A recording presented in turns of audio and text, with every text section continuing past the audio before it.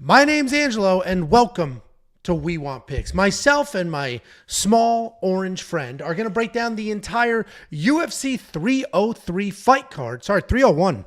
I've got 303 on the brain because Jacob and I will be there. But UFC 301. Well, you know why you did that? Because you made fun of me, and then you immediately karma, karma got immediately me. like, oh shit, I got Angelo 303 tickets, and he still wants to act like this. I can't believe it, but that's on you, I guess. That is crazy. It's gonna be between just you now and you and God later. And that was subliminal. That wasn't planned at all. But... when he turns that pay.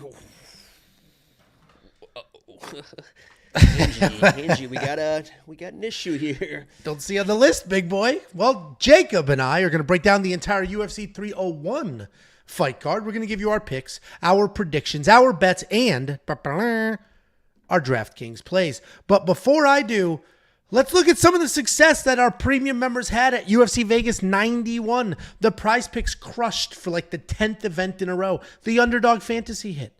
The bets hit. The picks hit. Jacob's Underdog Lock of the Week hit. The Premium Member Safety Parlay hit. UFC Vegas 91 was a good card to us, and let's parlay that. Let's roll that right into UFC.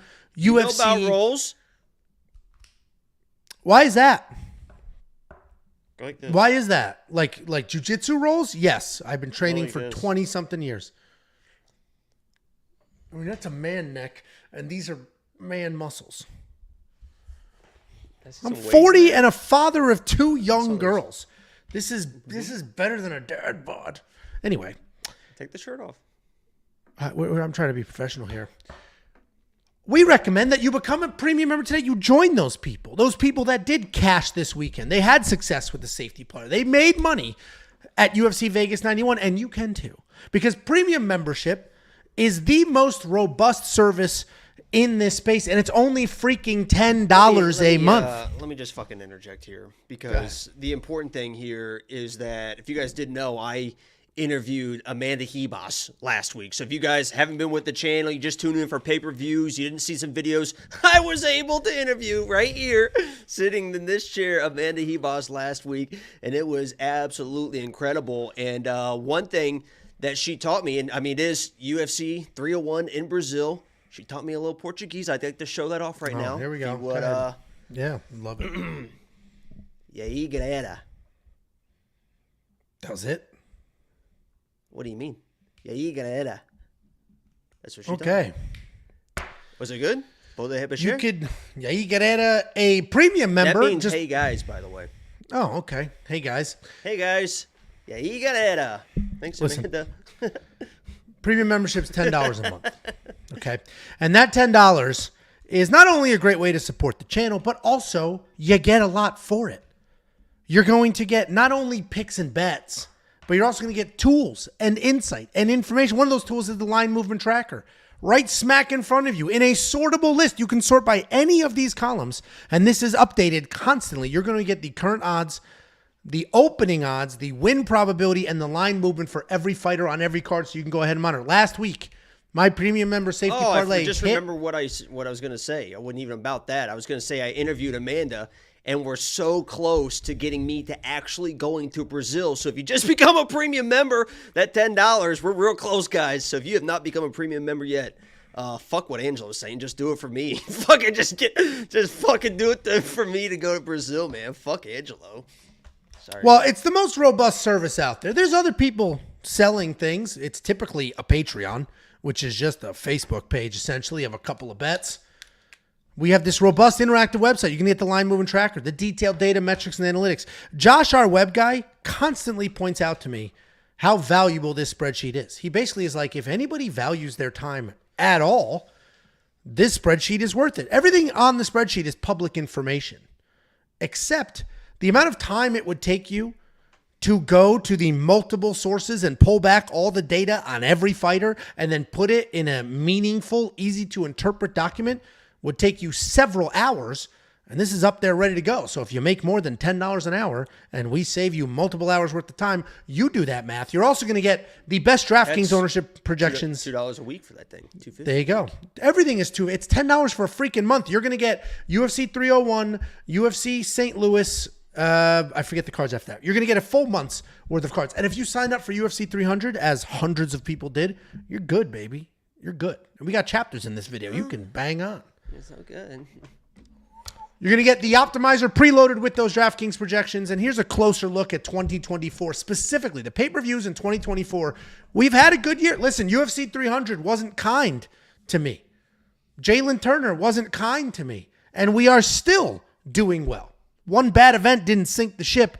That was multiple good ones. 4-1 the safety parlay in 2024 on pay-per-view specifically. We are returning positive units on pay-per-view specifically. Here's a closer look at that safety parlay. We hit 9 in a row. Then we hit a little bit of a skid, and now we are back to 2 out of the last 3, and the only one I missed is because of Jalen Turner. But the premium member safety parlay is 9-1 in the last 7 pay-per-views. This pay-per-view also has more than one safety parlay. It wins at almost a 70% event rate, and the lifetime ROI is like, almost 30%. What? Sounds like it's almost up there with lock of the week. Jacob is on quite the... Yeah, but that's free, so pushing that isn't... 4 in a row. Yeah, but if you support lock of the week, you can become a premium member and support the That's journey. true. 4 in a row. 5 of 6. You know, the only miss in there... Who was the only miss? Who let you down? That is $49.99 from Riff Raff. No kidding, folks. Between the safety parlay and the lock of the week alone, $10 is criminally low for the price. Do it. Do it for yourself and your thin wallets. We appreciate you that, Riff Raff. And we've also got Seamus Murphy coming in. Hold on. Shut up. Of what Riff Raff donated with a $9.99. As somebody who shit on Jacob a month ago, dude, shut up. I have noticed a meaningful effort in recent videos to stay more focused, and I wanted to say I truly appreciate it. I know it can't be easy with your condition. Okay.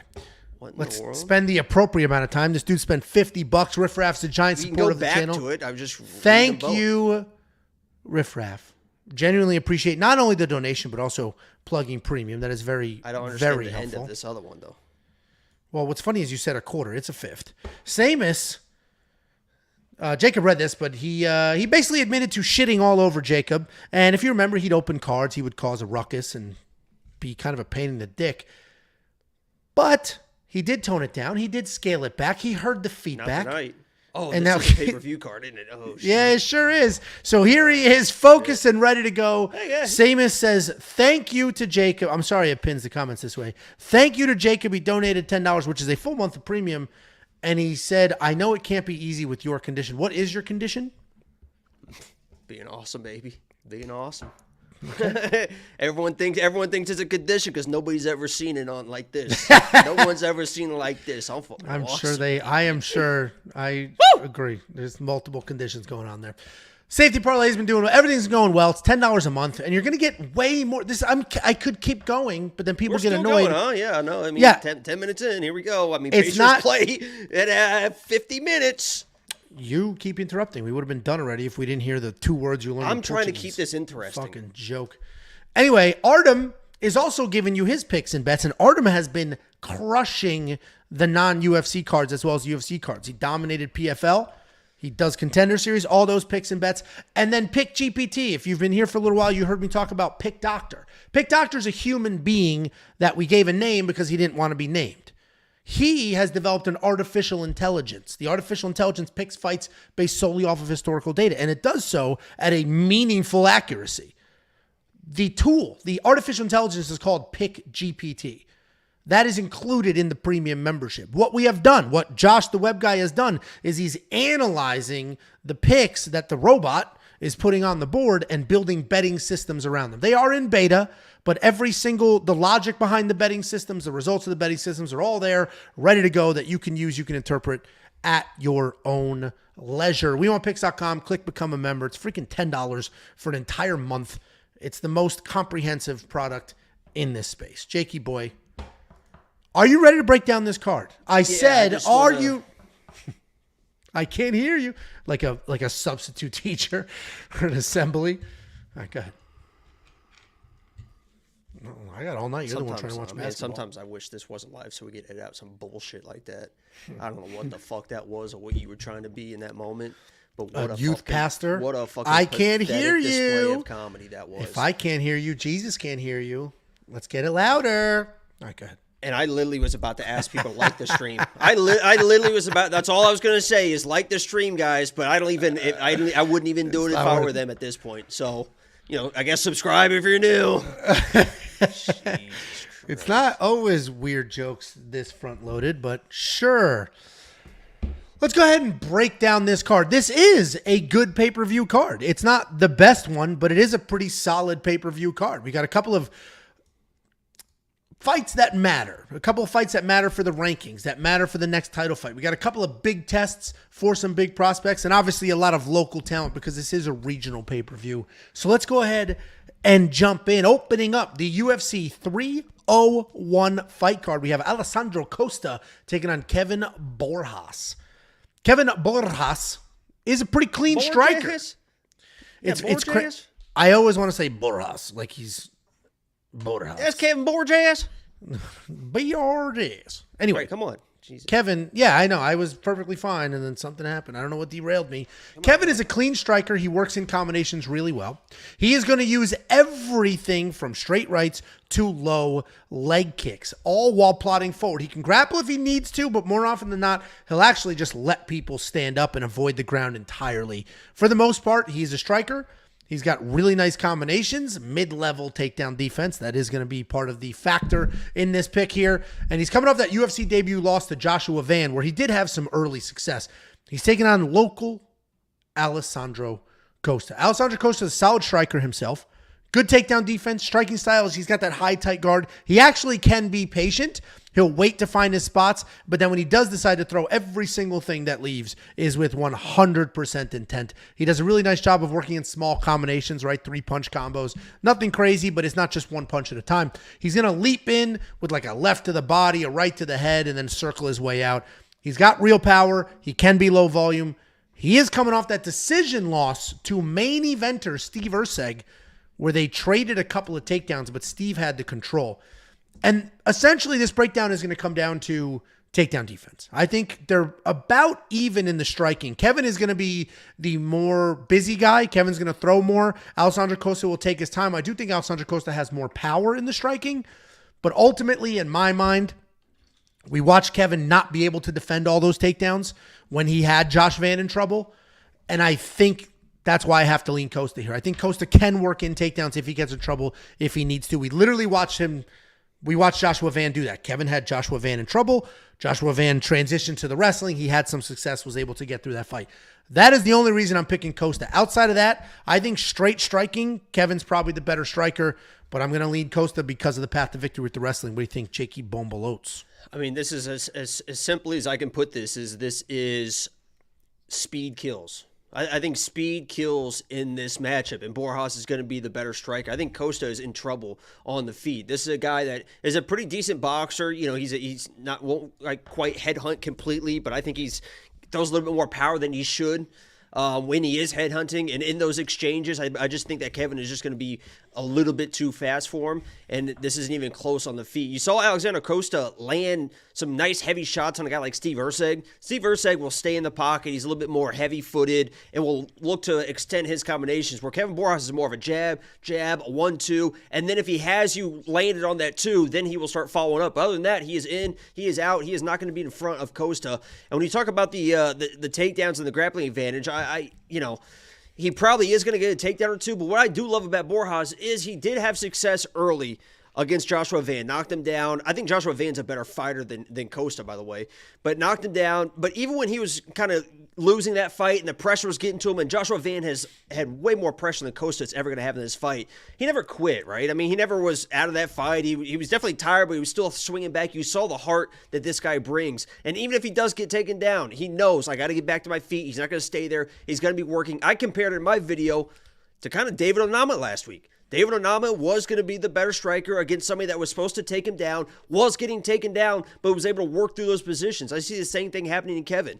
He might get taken down, but I think he's back to his feet. He separates, and on the feet, he just has such a major advantage in my mind. So I'm going Kevin Borjas here, and I think you could knock out Costa. Costa's going to be a little chinny. Yeah, literally, I'm not going to disagree with anything you said. My only, the wrestling is the concern. We watched it get exploited a little bit in his last fight after some striking success, and I'm worried that's what could happen here. He got steamrolled in his Contender Series fight with the wrestling. Ended up still, by the way, winning that fight because he knows I gotta fucking do stuff. The difference between, if you watch Borjas in the Contender Series fight, even in the striking, and then you watch him in the Joshua Van fight, it looks like two completely different fighters. More confident, look faster, even had better wrestling defense to be able to get back to his feet. He really struggled in Contender Series. So if he's making those improvements that fast, I think he's going to show up and show out in this fight.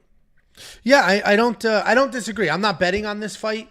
And we see here that Costa is a slight favorite and it's starting to move. In my mind, what basically probably happened is it's an even fight and they're leaning towards the local guy. I mentioned this in my quick picks. I'm going to mention it again.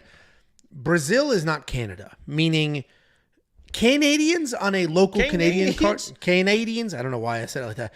Canadians on a local Canada card, the fans will get behind them. They will be in that arena early. They will stay till the very last second of the lights being on in the arena. They will cheer. They are loud. The Brazilian fans are exciting. They love the fights, all of that. But they left during Glover's retirement speech. So I don't necessarily think fighting at home is going to give him that much of an advantage. So my mind is a 50-50 fight. I think people are leaning a little heavy on the local guys. You're going to notice almost every single Brazilian on this card is a favorite. And that's not matchmaking. That's people favoring the local guys, doing the Brazil parlay and things like that. It's matchmaking. It's not all matchmaking. Anyway, Jacob and I are split on this fight. DraftKings has it at basically even money. Are you going to spend the $8,000 on Kevy B? Fuck yeah.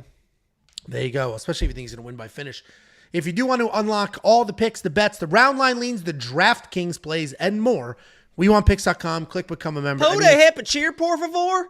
See, remember, who donated the money thanking Jacob for calming down? Who was that? It's Brazil, man. If I could do refunds, I would. If you were bilingual, then you would Sure.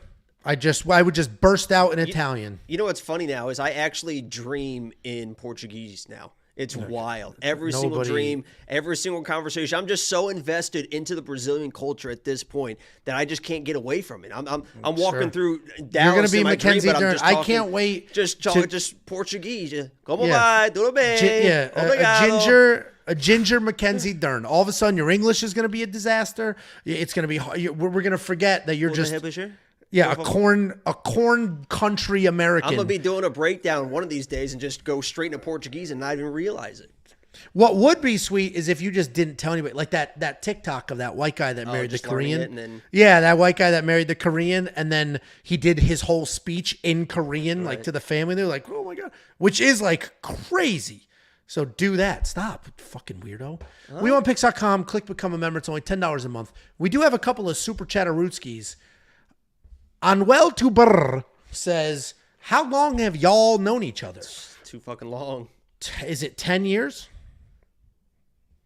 It's about 10. My oldest is almost 8. It'll be 8 or 9 because Indy turns 9 this year, and I had Indy when we met because I think you just got her. You had your dumbass beagle. I still do. So we've known each other 9-ish years. Seems like forever though. Feels like fucking 50. I feel like I know you so. Anuel Tuber again, $5 super chat. Huge fan. I look forward to y'all's content every week. Shout out from Broderick, California. Big noter 14.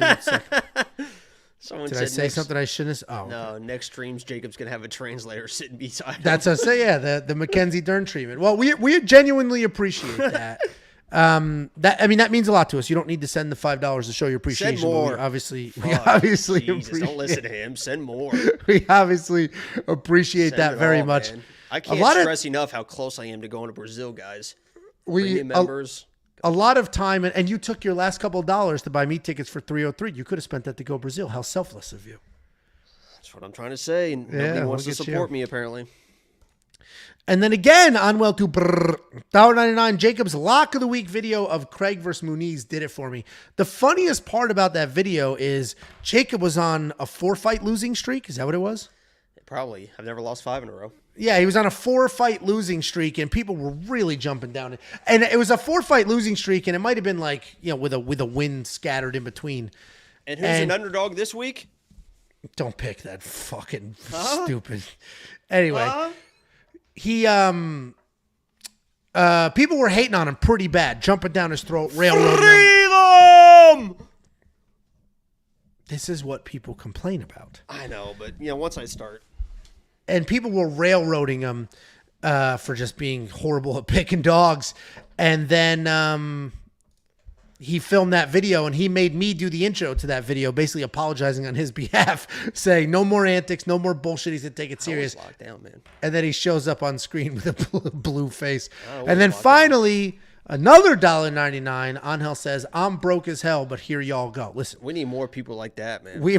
Send it all. Empty those accounts, baby. You'll be fine. Hey, people always figure it out. Just empty those accounts. I feel like the best way to get through life is really put yourself at ground zero and just kind of start all over. Just empty those things out, man. Don't do that, though. But seriously, don't do that. I agree. Do not do that. We appreciate all of you, even just if you're hanging out quietly and just enjoying. So we appreciate you. Next up at UFC 301, UFC Rio. Surprised they're not calling it UFC Rio. UFC 301, we have Ismael Bonfim taking on Vince from Hell Pichel. This is a good matchup. This is also a rescheduled matchup. This was supposed to happen at UFC Sao Paulo a few months back. Now it is happening here. They've rebooked it. Everything pretty much stays the same. Breakdown the same. Picks the same. Not much has changed. But this is an interesting fight because Ismael Bonfim, as you remember, sort of just got broken in half. So now the question is he a fraud? Or is he the real deal? I understand the young guys and their terms and fraud check. I personally would not call Ismael Bonfim losing to Benoit Saint-Denis a fraud check. Would you? Well, I mean, it's a little bit harder now because now people are now you can do the double MMA math. You can say that was a fraud. Benoit lost. Because Benoit's also a fraud because he lost to Dustin Poirier. So you could be like, well, Benoit's a fraud, so he lost to a fraud, so that makes him a double fraud. I don't think so. I don't think so. Like you're going to lose fights. That is what's going to. Now, his brother got fraud checked. The other Bonfim brother losing to Dalby the way he did, that was a fraud check. He's a fraud. Done. And what's funny is the brother, Gabriel Bonfim, is supposed to be the better one. This is the wilder one. This is the crazier one. But I would not call his last loss a fraud check. At the end of the day, Ismael Bonfim is very good. He's a wild striker. He's got real power. He doesn't even throw straight punches. Everything is hooked with some power in it. He will mix in some flying knees, an occasional takedown. But when he slows it down, when he takes his time, he does have high-level boxing experience. He is a high-level jiu-jitsu guy. He can throw straight punches. He can be accurate. He can be powerful. And he can be a complete fighter. He's got some very solid takedown defense, that good boxing. He's got all the skills. He just gets a little fast and loose, a little too crazy out there looking for a finish. He's taking on, is that to me or to something else? Something else, man. He's taking on Vince from Hell Pichel. It is a sweet nickname, but this guy is a little bit past his prime. I've mentioned it before. I absolutely love that nickname. I don't know why. It rhymes. I said in my quick pick video, it was the second best nickname of all time. What's the other one? Andre Touchy Feely? Freckle Salamander, baby. Oh, this is so stupid, dude. All right. Anyway, Vince Pichel, he's up there in age, but he's decent. He has lots of movement. He picks his shots well. He's not very technical, but he times things pretty well. He's got good offensive wrestling. He averages about 3 takedowns per fight, but his defensive wrestling absolutely sucks. He only has 23% takedown defense. He's been taken down 23 times in the UFC. All around, he's a tough, durable guy that will make a fight, a dog fight. He's not great in anything, but he will be there, and he will try to win that fight. He's coming off that loss to Mark Madsen and about a year away. I mentioned this is a rescheduled fight. Retired Mark Madsen now. Correct. I mentioned this is a rescheduled fight. That didn't help anything because now Vince Pichel's a little bit older. He's 41 years old. He's coming back after 18 months away. And he is durable. He is tough. He is a guy that can make a fight ugly. And as we saw with the other Bonfim brother, the other Bonfim brother dominated his fight, got tired, and then finished. Could that happen here? Certainly. Will it happen here? I don't think so. I think Ismael Bonfim comes forward, beats Vince Pichel, and what I'm actually hoping is Vince Pichel stays tough, and this is a longer fight. We just saw Silva fight a full 15 minutes, and that was great to see that. I hope we actually get to see that with Ismael, so we can finally put aside the whole, do they have cardio, do they not? But Ismael Bonfim should literally be better everywhere in this fight, so he is going to be the pick. What do you think, Jacob Lines? Yeah, I mean, you pretty much said the breakdown there. I mean, Vinc Pichel is a durable guy, and I guess there is a world. I wouldn't be surprised. I'm definitely rooting for Vinc Pichel, and Ismael, I think, is going to win this fight. But there definitely is a world where Vinc survives, lands a couple good shots. Ismael starts panicking a little bit, and in that panic, sometimes you get in a situation where you're like getting a little bit too aggressive, and then you gas yourself, and then all of a sudden Vinc Pichel's on top of this guy, and that wouldn't be the craziest thing in the world. I'll be rooting for it because I'm going to pick Ismael because he is the better fighter. He should win this fight. There's a reason. You mentioned that there wasn't any like setup fights for this card or whatever, but this feels like. Here you go, Bonfim. Like, you fought BSD. Here you go. Here's Vinc Pichel again, and it could be a be careful what you wish for situation. But I'm picking him now.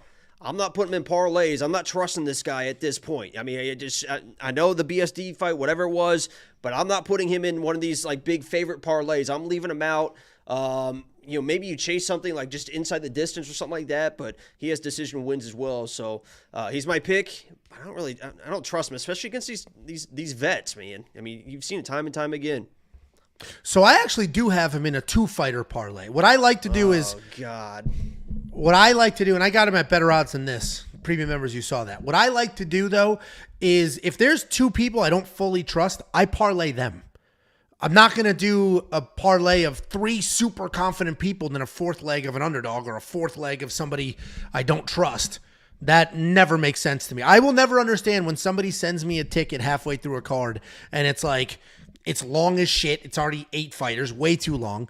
And then like 6 of them hit, and the next one is an underdog. Like people were sharing Jacob's tickets with David Onama in there, and David Onama won. Congratulations, great.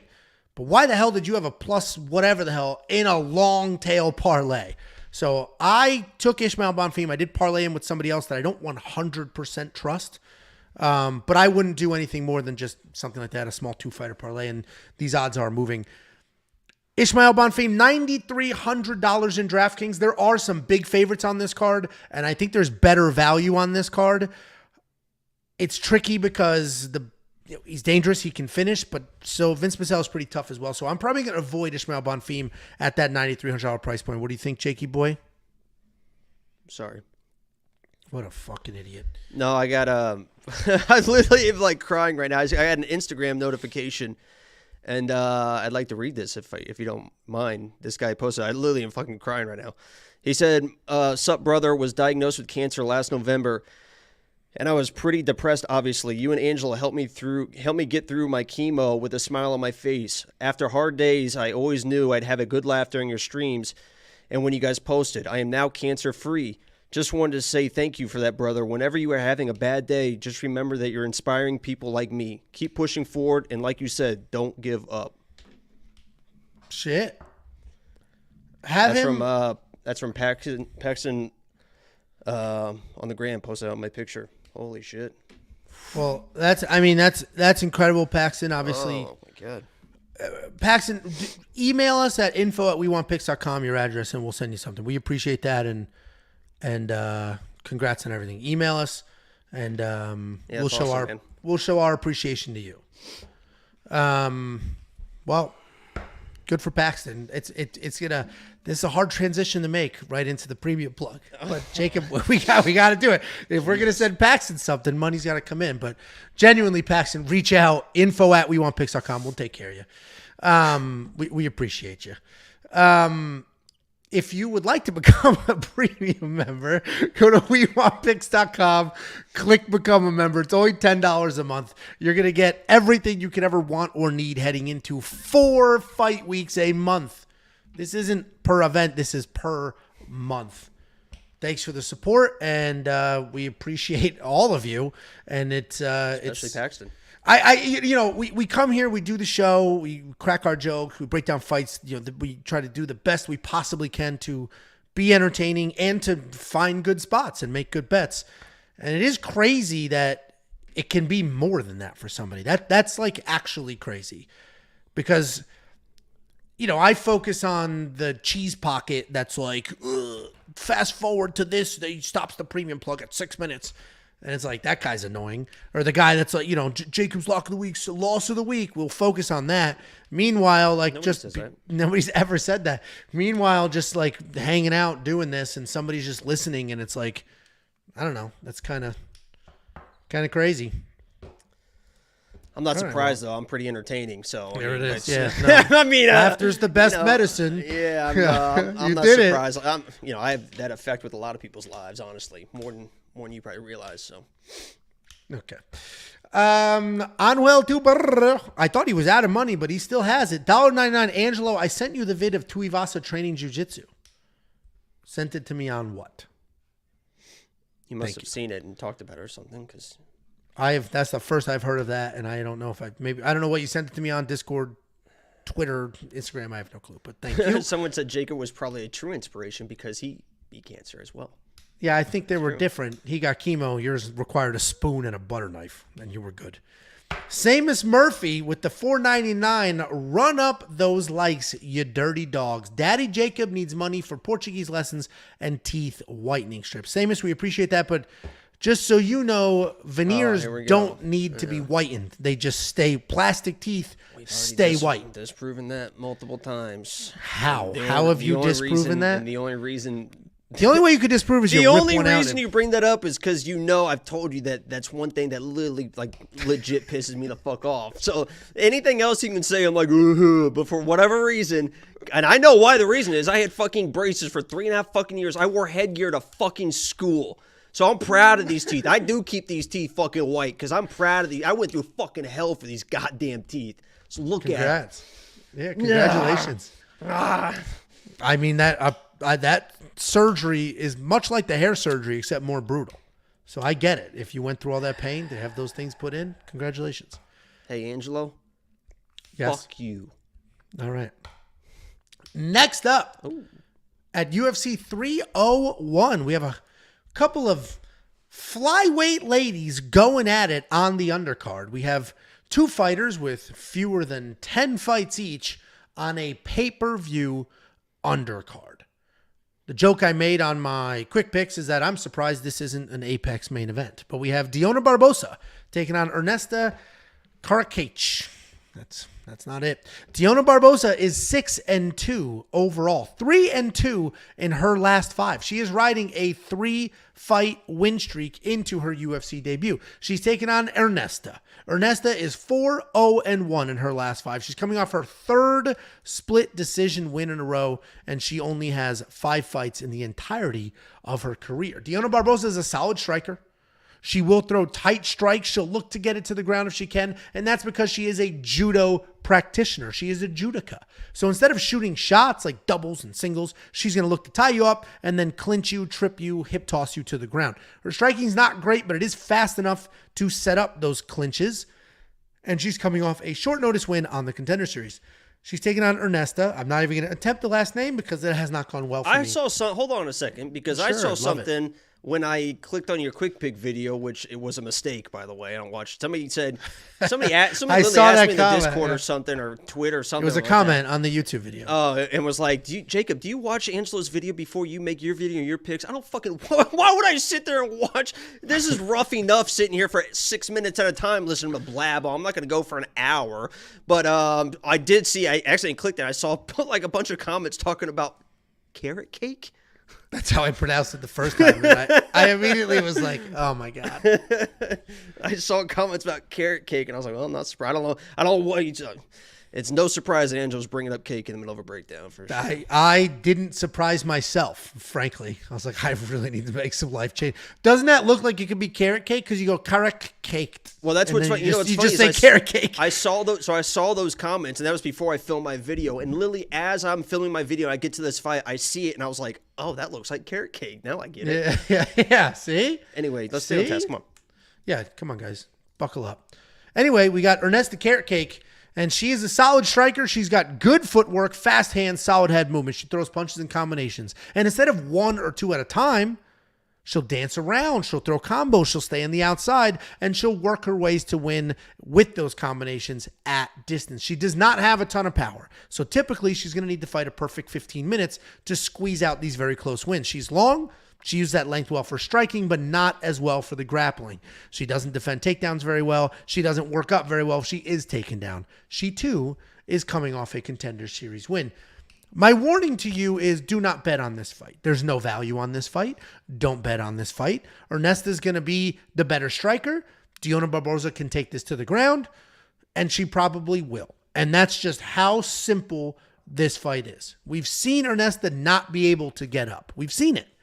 We've also seen Ernesta win fights by playing a perfect pitter-patter game on the outside. They end up being close fights, but she wins those fights. Dione Barbosa should win. She should be able to close the distance, rip Ernesta to the ground, and then just hold her there. But it's not worth betting on this fight. The round line over is probably very solid, though. Ooh. Jakey boy, what are your thoughts on this fight? I picked Dione, if that wasn't clear. Yeah, the round line, to me in this fight, I think somebody is getting smoked one way or the other. I am going to go Ernesta because from what I remember, I believe that she was kind of a big dog in that Contender Series fight, and I was live for that. Sometimes when there's some off weeks and stuff, I do Contender Series stuff. It's a lot of fun, by the way.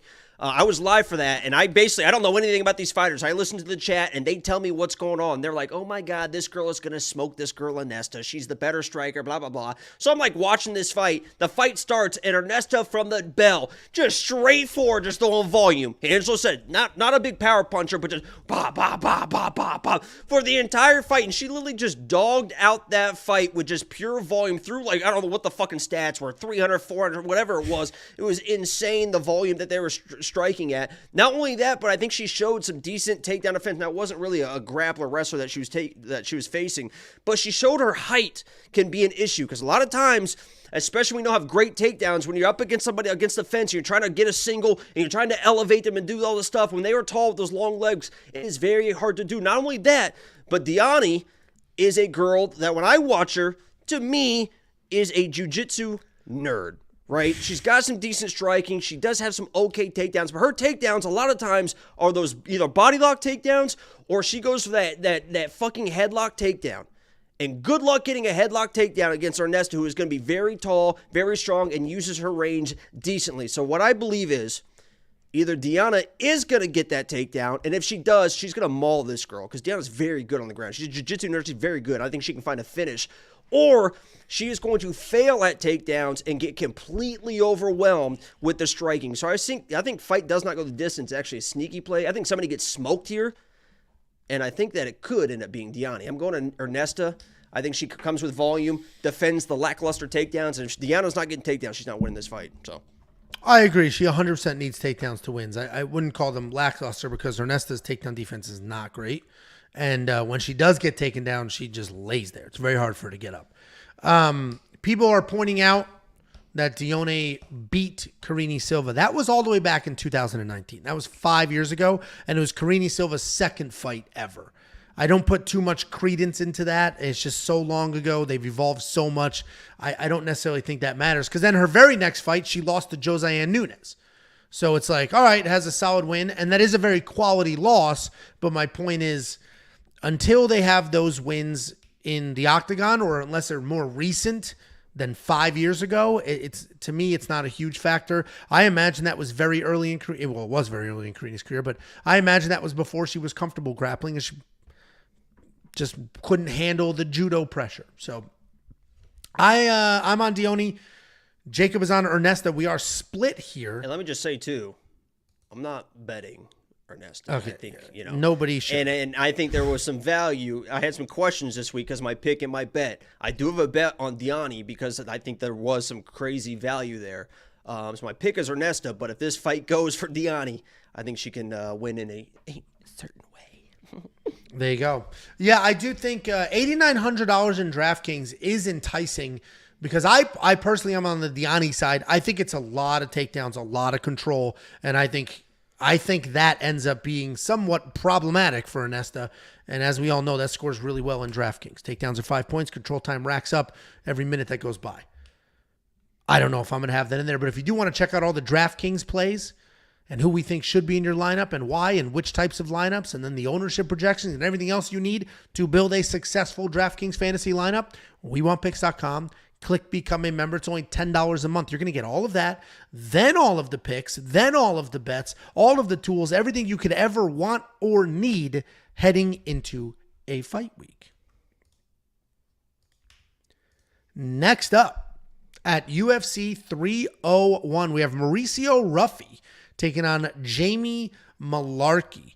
This fight is sneakily flying under the radar, and the odds are slowly widening. And I don't fully get that. I totally understand people being on the Ruffy side, but I don't think people are necessarily giving Jamie Mullarkey enough credit. And while I do think Jamie Mullarkey is hideous to look at, and just the sheer... the no eyebrows, the skin tone, the freckles, the hair. It is very unsightly, like insanely unsightly. But we have to push through and we have to break this down anyway. So let's imagine Jamie Mullarkey has fewer freckles, a better complexion, and eyebrows. And then let's break this down. Because if he had those things, he might have a little more respect and certainly a little more self-respect. But we got Jamie Mullarkey taking on Mauricio Ruffy. Mauricio Ruffy is 9-1 in his career, 4-1 in his last 5 with all knockout wins. He's taking on Jacob's doppelganger, Jamie Mullarkey. 17-7 in his career, 3-2 in his last 5, coming off the KO loss to Nasrat Haqparast. That KO loss to Nasrat Haqparast is why everybody is on the Mauricio Ruffy side. And I get it.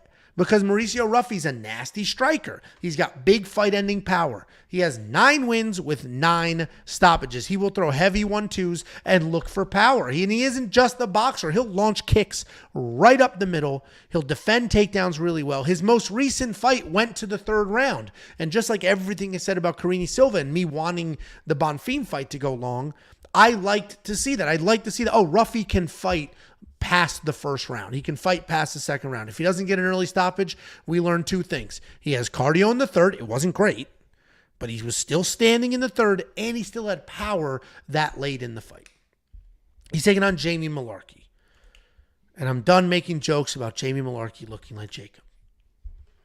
But he fights like Jacob too. This dude was just knocked out cold. And that is the problem here. But Jamie Mullarkey is a jack of all trades. He can do all the things. He doesn't do any of them spectacularly, but he can do all the things. He can wrestle. He's got almost 3 takedowns per fight. He can strike. He has a couple of knockouts in the UFC, but he can't seem to put that stuff together on the big stage for the big fights. He's not particularly dangerous, but he will work hard, and he will stay in that fight. He's primarily a grappler, but these last few years, he's turned into a bit more of a striker, and as I mentioned, he's coming off that loss to Nasrat Haqparast.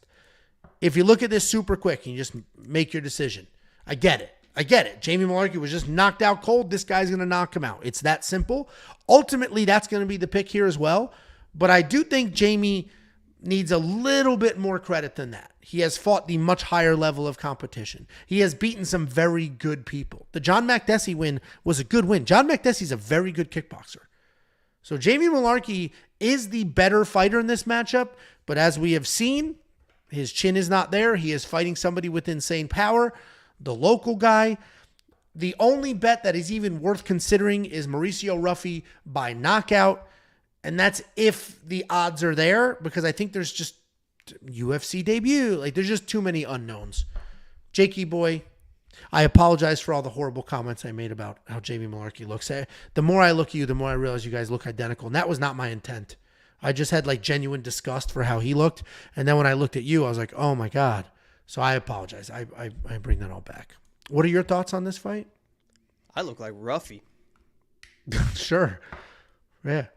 Oh, I see it now. I see it. Can we get your breakdown on the fight? Just, if I could have another quick apology. I said I was sorry. No, I'm sorry that I'm sorry I pointed out the eyebrows and all that stuff. I apologize. Listen, I would, I don't know if I'd love to be wrong in this situation, but obviously people do say that I do look like Jamie Mullarkey. I don't know where that comes from. I don't know what that is. Somebody started what that could one day. possibly be driving? Somebody started that one day, and quite frankly, I fell into it. Right? You know, I got hyped up about it. We were on a nice little lock of the week streak to end the fall, right? To end the 2023. I got caught up in the hype, the propaganda, the nonsense of Jamie Mullarkey. I made him my lock of the week because I said, you know what? I believe in this guy. Right? There's something about him that I like, right? I like the cut of his jib, right? I like this guy. I think he can use his wrestling. He is the better striker. He's going to beat Nasrat to the punch. It didn't happen that way. And not only did he let himself down, but he let me down. And I'm telling you, Jamie, right now, I don't know if you're going to watch this video. Part of me still does believe in you. But part of me, honestly, doesn't want to be fucking associated with you anymore. Okay? So this hurts me as much as it hurts you. But I got to cut this cord. I got to cut these ties. I got to burn this bridge. Right? Because I can't trust you, bud. And I can't trust you anymore. And it hurts. But your defensive striking and your chin against a counter striker like Ruffy, I just think it's bad news, man. And I'm sorry, Angelo, but Ruffy's my pick. I think he's going to get the knockout. Jamie's probably going to be winning until he's not. He's going to lose, man. He's fucking damn it. That makes sense. I agree. Jamie Mullarkey is probably going to lose this fight. What I will say is I wish this line took off a little more. I wish Mauricio Ruffy was like a 3-1, 4-1 favorite, because then Jamie Mullarkey might be worth a sprinkler too, because he is the better fighter in this matchup. This is mixed martial arts. It's not kickboxer. He's not the better, but just the better overall mixed martial artist. His striking is good enough. He's got some wrestling. He's got footwork. He has the experience. He's been in the cage. He's been on pay-per-views. He's fought the higher level of competition. He's done all of the things, fighting a UFC debut in front of a home crowd on a pay-per-view. Mauricio Ruffy might shit the bed. Or he might knock out Jamie Mullarkey, and the UFC did this on purpose. Point being, I think Jamie deserves a little bit of credit. I do think the odds are somewhat reflecting that, because looking at his recent knockout loss and then looking at some other losses in his career, the odds aren't as wide as they should be. Would you consider anything on Jamie? DraftKings, or are you all in on the Ruffy boy? Honestly, I might look at, because Jamie's not really known as a wrestler. He doesn't shoot a lot of takedowns, so we could get maybe an over one, but I don't know. I don't think Jamie's going to wrestle. I mean, he should, but I think he's going to strike with this guy. And Ruffy will take his time, so it's one of those guys where you think you're landing, right? You think you're landing, and he's not really throwing back, and you're feeling yourself. And then poor little Jamie leaves that chin out there, and Ruffy's going to hit him. He's a good counter striker. People compare him to like Conor McGregor when he's fucking counter striking. Like he's got that stance, he's got that in and out style. He's a fucking laser with that thing, man. Sure, no, he's definitely very good, and he should win this fight. But experience matters, all that stuff matters. It'll be interesting. Do they have prop bets yet for Ruffy by KO? They've been very slow with prop bets this week for some reason. No, they unlocked pretty much all of them, and they just pulled a lot of them this week, and they pulled it all on this fight too. They pulled them all back? Because I remember not all of them, but there's like a lot of the main fights and stuff. Well, I remember you texting me they're dropping props, and then when I went to look, I'm like, 3 fights. So I guess that makes sense. There's been a lot of line movement on this card in general. And if you do want to check out the line movement tracker, which monitors line movement for you, so you can go ahead and follow a trend in one way or another, go to WeWantPicks.com, click Become a Member at the top. It's only $10 a month. $10 for an entire month, and you unlock everything. There's no stupid tiers. Listen, if you're looking at somebody else's premium product and they have tiers, like my DFS package is $10 and my MMA betting package is another $10, but together it's $15. Fuck that, dude. It's ridiculous. It's ridiculous. $10 a month for everything you could ever want or need. You get the tools, you get the bets, you get the picks, you get the optimizer. It's the greatest value in this space, and it makes absolutely no sense to spend $1 more anywhere else. WeWantPicks.com, click Become a Member at the top. Also, we got an email from your boy. Did you say his name was Paxton, or did I just say Paxton? It's Peyton. He sent an email saying it's Peyton. Jacob, Get it under control. Peyton with an X. What'd I say? Paxton? There's an X in there? Yep. That's what I'm saying. All right. We do have a super chat from Live Dogs MMA. Ruffy, Petrino, and Orolbai parlay plus Erceg if you're a G. We'll get to these other fights. That's not the worst parlay in the world. Again, Erceg has good enough odds on his own. I wouldn't add him to a 3-leg parlay. Especially that's the main event. It's like hit. We're ready for this payout. Oh, a dude with only 3 fights in the UFC lost. What a surprise. Thank you for the $2 super chat. Next up at UFC 301, we have Joaquim Silva taking on Drakkar Klose. They didn't do Joaquim Silva any favors here. There wasn't any homer matchmaking here because Drakkar Klose is very good. We got Joaquim Silva, 13-4 overall, 2-3 in his last 5. He is coming off that decision win over Clay Guida. He's taking on Drakkar Klose. Drakkar Klose is 14-2 in his career, 4-1 in his last 5. He's coming off that big slam knockout win over Joe Selecki, and that card had 2 slam knockout wins. It was what was pretty the other wild. one? I don't remember. Joaquim Silva is the homer here. Joaquim Silva is the local guy. Joaquim Silva is a dangerous guy that can win fights. But Joaquim Silva's also getting up there. He's been in a couple of wars. He fades a little bit as fight goes on. But overall, he's a very good fighter. He's got big knockout power in his hands. He is a jiu-jitsu black belt. And he has all of those skills. Problem is, he's sort of chasing the knockout more than anything. He's typically not attempting takedowns. He's not typically looking to get it to the ground and fight that way. If you remember, he did have Arman Sarukian on ice skates 2 fights ago. He ended up losing that fight. And then he came back. He just fought an insanely old Clay Guida where he got his wrestling going for the first time in his UFC career. He focused solely on a wrestling and grappling offensive type fight. And he won that fight. He beat a very busy Clay Guida. He had success in that fight. He's taking on Drakkar Klose. Drakkar Klose is also a very good wrestler. In high school, he was a state champion. He's developed some striking skills as well. He uses his wrestling offense more than most. But he does have some issues defending takedowns. He's got solid boxing. He's got good power. He's got speed. Overall, he's a well-rounded guy. He can go the distance. He can win by finish. And he is coming off that win over Joe Selecki. He was in an armbar and he just ba-boom and then knocked out poor Joey. And this fight should be Drakkar Klose all day long. It should be. And what's funny is, and you will see, I'll just move to this slide now. Drakkar Klose is the older fighter. In my mind, Joaquim Silva was like 40. Pretty much on his way out, and that's it. And I thought Drakkar Klose was like 32. And then I'm putting together the graphics and doing all that. It's like, oh man, Drakkar Klose is 36, and he's older than Joaquim Silva. I don't think it necessarily matters in this fight. Drakkar Klose has not looked old at any point. Joaquim Silva is going to come forward, look to make it a striking match. Drakkar Klose is going to be the better striker. Obviously, Joaquim could have some success wrestling like Rafa Garcia did. But I think if that starts to happen, I think Drakkar Klose will implement his own wrestling. I'm going with Drakkar here. He is going to be the pick. He's a durable guy. He's got multiple paths to victory. And I do think these odds are fair. I think Drakkar Klose should be a minus 184 favorite in this matchup. And that has tightened a bit. He was minus 190 on Sunday. What do you think, Jakey Bomba Lotes? Yeah, I've said about Joaquim before that he just looks the part, man. I mean, he just looks the part. I said in my quick pick video, if you just handed out pictures of every single person in the UFC to random people and you said, who do you think is the best fighter? I bet he would be in the top 5 of everybody's list just from the physical attributes. And he does use those physical attributes. I mean, he will use it in the wrestling and the grappling. He will use it in the big power shots he throws. The issue with me with Silva in this fight is his lack of volume.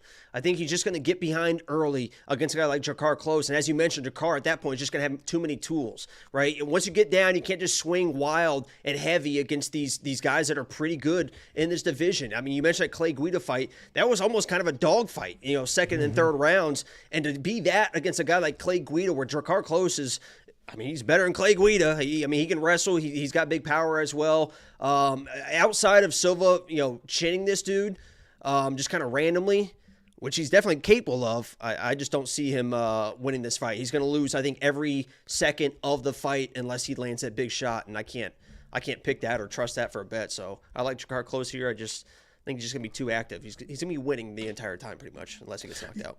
Yeah, and Silva's not even you could do inside the distance decision, no action, but he's not the most durable guy either.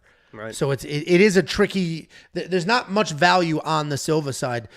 But I will say he does have that power. He had more success striking against Arman Tsarukyan than Charles Oliveira did. Right. Charles Oliveira had him in no trouble striking. None. Obviously, he's doing the chicken dance for sure.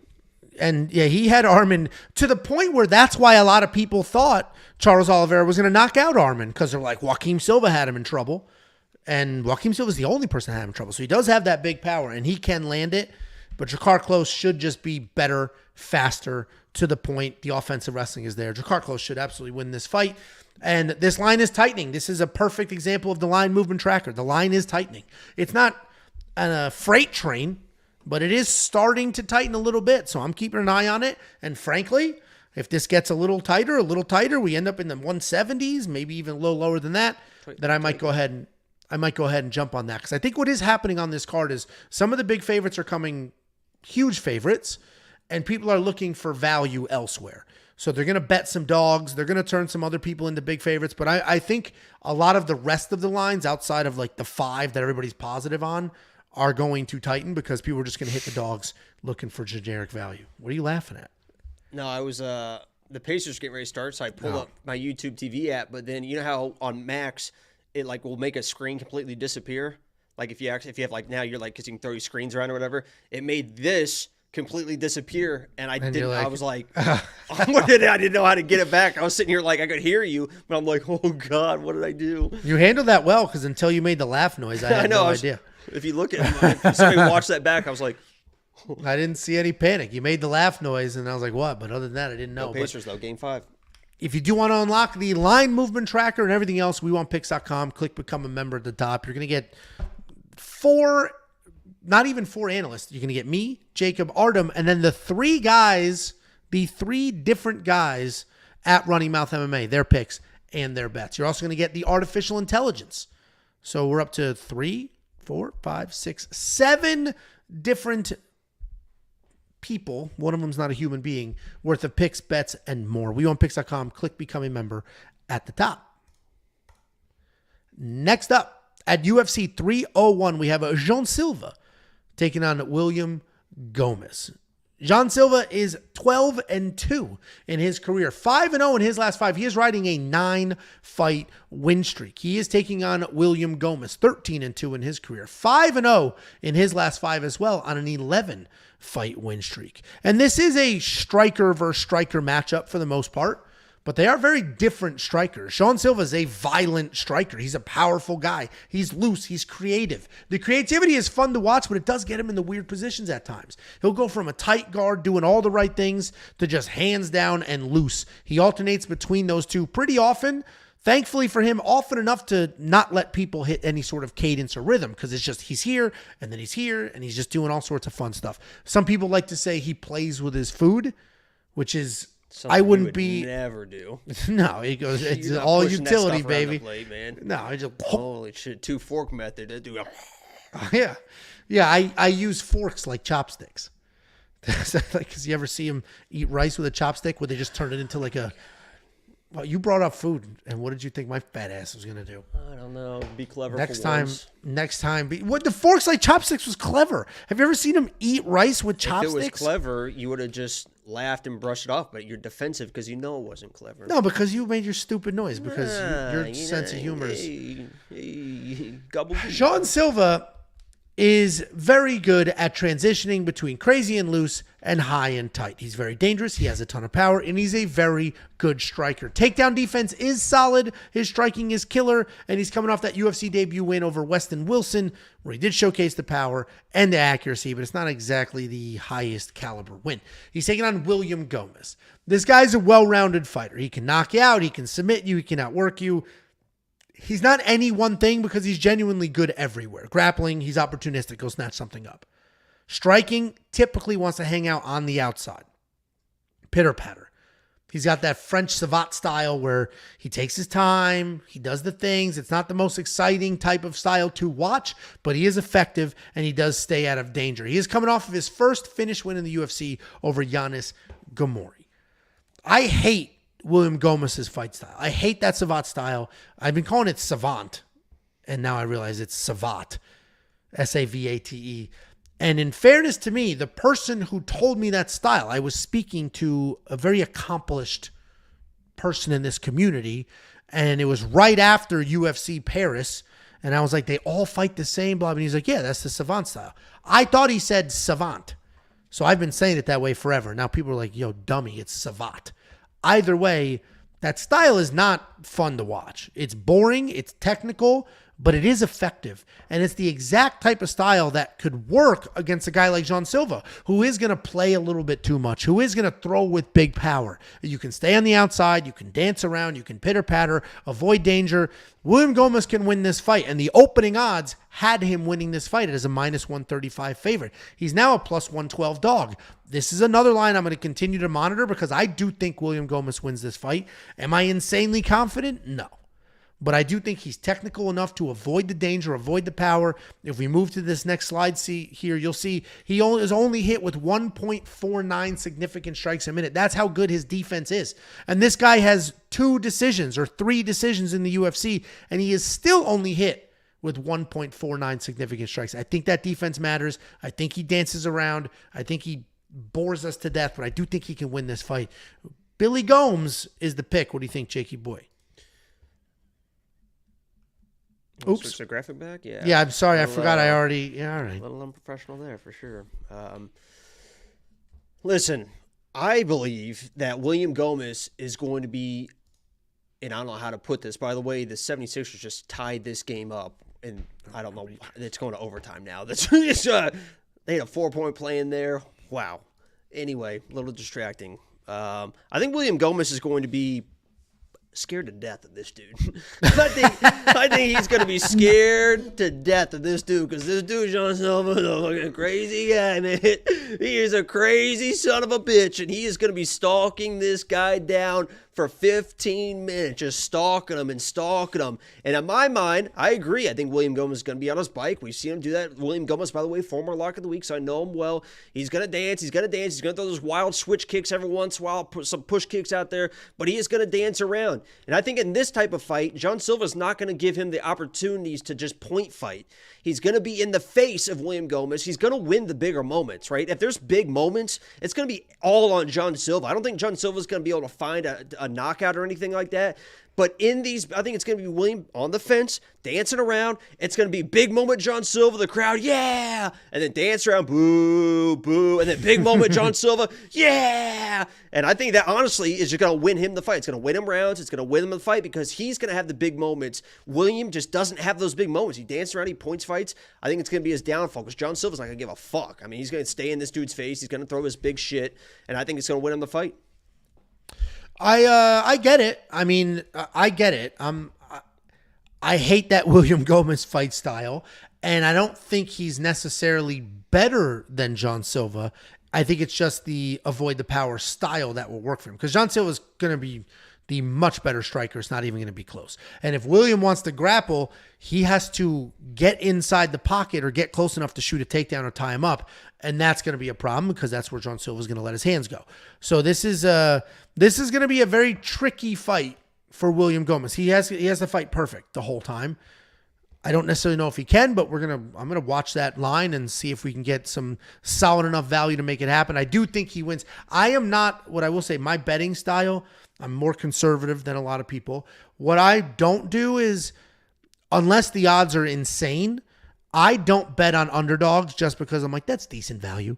And I know there is a lot of people do that. Like a lot of people are like, this is a 50-50 fight and one of them's plus 120. I'll do that. You bet on Gomis? I haven't yet. I do. Where I'm going with this is I think he wins.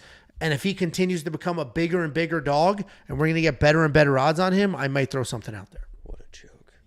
Okay. But I personally would not bet on an underdog just because the odds are good if I don't think they win. I only bet on people who I think win regardless of the other stuff going on. Josh Shock says, what about the value in missing weight at plus 1,400? Is that a joke or are those odds out there? I'll take those odds. Anyway, are you going to put your boy in the DraftKings lineup or no? Because it's going to be striking only and you don't necessarily think he wins by knockout. That's right. And Williams going to make anything low volume, so it's going to be probably rough DraftKings. And this is a phenomenal comment. Angelo uses the Savat style for betting. That's a good comment because frankly, I do. I stay on the outside. I play a cautious betting game. It's effective. I'm a pussy. And Josh Shock says those odds are on DraftKings, so you can bet on a weight miss at plus 1,400. Yeah, I forgot. That's incredible. Damn, does BetOnline have those? No, they're falling behind. Yeah, dude, thank you, Josh, for the tip there. That's incredible. 1,400? Yeah. It's worth $1 or $2. You never know who's going to miss weight. Other side of the world. Either way, if you do want to unlock all the picks, the bets. Anybody to miss weight. It's for a fight specific, I believe. No, I get it. But William Gomis is not a Brazilian. And he hasn't missed weight before. But damn, take a look. Look at this idiot. WeWantPicks.com. Click Become a Member at the top. It's only $10 for an entire month. Everything you have ever wanted or needed heading into a fight week. Next up, at UFC 301, we have Elves Brener taking on Myktybek Orolbai. It's actually Myktybek. Myktybek Orolbai. And I know already that Elves Brener is almost everybody's favorite underdog. I've seen the chatter. I've seen the Discord. I've seen the comments. Everybody loves Elves Brener this week. And I could kind of understand it. The guy's got plenty of experience. He's 16-3 overall. He is on a nice little streak, 5-0 in his last 5. He is coming off 2 knockout wins in the UFC, but he's fighting Myktybek Orolbai, 12-1 in his career. And I did watch that loss. The loss is very important to watch. He is also 5-0 in his last 5, and he is coming off of a submission win in his UFC debut. I get the love for Elves. I get it. He's on back-to-back knockouts. He will trick you into thinking he's a striker because he does have such big, heavy power. But he's not. He's actually a very good grappler. He's got that loose striking style. He's basically just buying time, avoiding being hit so that he can go ahead, come forward, get you against the cage, work you to the ground. He will throw bombs in the pocket. He's athletic enough to mix in some kicks and some spinning techniques, and he wants to get it to the ground, and he can get it to the ground, and he could have some success on the ground. And all of that is wrapped in a dog package. He's a dog. This guy will stand there, fight a real fight, be a man about it, and make it ugly. So I get the love for Elves Brener, but I disagree with it. I think Myktybek Orolbai can be that guy. He's a fun grappler. He will strike for a little bit before fully committing to the wrestling. His striking is stiff, it is wide, and he can be hit, which is not good. But his wrestling and grappling pressure are non-stop. He has an insane amount of cardio. He's got plenty of power. He's got a very good chin. He can set a really good pace. And I mentioned I've seen his only loss. Go watch his only loss. It was a very competitive fight. He never stopped moving forward. He couldn't get the wrestling going. That's ultimately why he lost. But he didn't quit. He didn't fold. He didn't give up. He just continued to move forward and continued to try to work. He is coming off of that win over Uros Mendik, where he had 7 takedowns in the eventual submission. Uros Mendik cracked him. But he, in my opinion, never had him in very real trouble. I agree. Okay, thank you. Because people, I said that in my quick picks. I was like, Uros didn't really have him in any trouble. But he didn't even act like it fucking phased him at all. People were like, what are you talking about? Uros, it's like, he landed knockout shots that did not really hurt him. But those were knockout shots. I mean. Yeah, look at this guy. Look at this guy. You could just, there's some people you see and you're just like, that guy can take a punch. Myktybek Orolbai is, you know better than anyone that I can take a punch. Immediately. Nice thumbs up. See, you can take a punch. Nice. Oh man, I didn't even do that on purpose. Anyway, Myktybek Orolbai can take a punch. We saw that. So now we have a guy who can take a punch, who is a nasty wrestler. I think he gets it done. I mean, the odds reflect that. So this isn't like a hot take, but according to the comment section, this is a hot take because people are all over Elves Brener. They love him in this matchup, just dismissing Myktybek, dismissing the wrestling and all of that. I think Myktybek wins this fight. I would prefer that the people saying Elves wins, I prefer they bet the shit out of him so that the line would tighten a bit. But I do like Myktybek to win this fight. What do you think, Jakey boy? I don't really, when I broke down this fight, I mean, you kind of know what's going to happen, right? Orolbai is going to get the takedowns. I believe he's going to get the takedowns when he wants them in the first round. He's probably going to control the entire first round. I don't think he's going to find a finish on a guy like Elves Brener, but I think it gets to the second round, and then that's when the fun begins. I really believe this fight really starts in the second round, and I believe it's going to be throw out the fucking X's and O's, throw out the technique, throw out this and that. I think that this is going to turn into a complete fucking dogfight from the second to the third rounds. Orolbai's going to win the first, and then the next two are going to be up for grabs because this dude Brener is a fucking dog, man. You saw that against Garam, the comeback, the shots, the absolute fucking destroyer of worlds late in fights. And I think that he is going to make this dude Orolbai work harder than he's ever had to work before. And then we're really going to see if he is going to be the real deal with his cardio. I know Brenner's going to be there in front of the home fans from bell to fucking bell. I question that with Orolbai. I think Brenner's going to make him work harder than he's ever had to work. And I think he can win rounds and win minutes doing it. He's the more dangerous fighter of the two. And I think that Brenner's going to pull this off. So I think the first round, you're going to be like, I can't believe, could you imagine betting Elves Brener? Look at these. He controlled 4 minutes. He controlled 4 minutes. Could you imagine? We're going to be sitting there, you're going to be like, oh, nice Brener bet. Nice Brener bet. And then in the second round, halfway through, you're going to be like, it's fine. He won the first. I mean, Brenner's going to gas. And then the third round, you're going to be sitting there real fucking quiet, Angelo, because Orolbai is getting fucking beat in a decision, and Elves Brenner's going to win this fight. Yeah, I don't see that, man. I bet you. I only have no money in the $30. account. I only have $30 in bet openly. I haven't even checked. You said you have how much? 30. Would you like to send me some? I have $1,156.26. I think 800 of it is mine, because I was eating good for a while there, and then this might wasn't one of them. Eventually, this is going to just buy your ticket.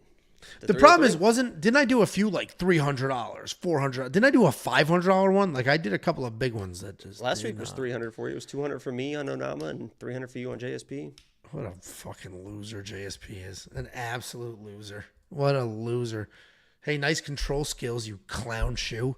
Anyway, Jacob and I are split here. I do think Myktybek is going to be worth that $9,000 in DraftKings because DraftKings loves wrestlers. DraftKings loves grapplers. The dude took down Uros Medic 7 times, and that fight didn't go to a decision.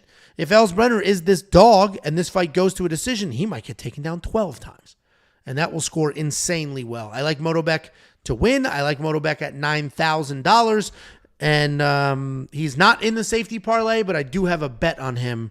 I don't trust him, but I do think he wins. I do have a bet on him. Do you like Elves Brener at $7,200?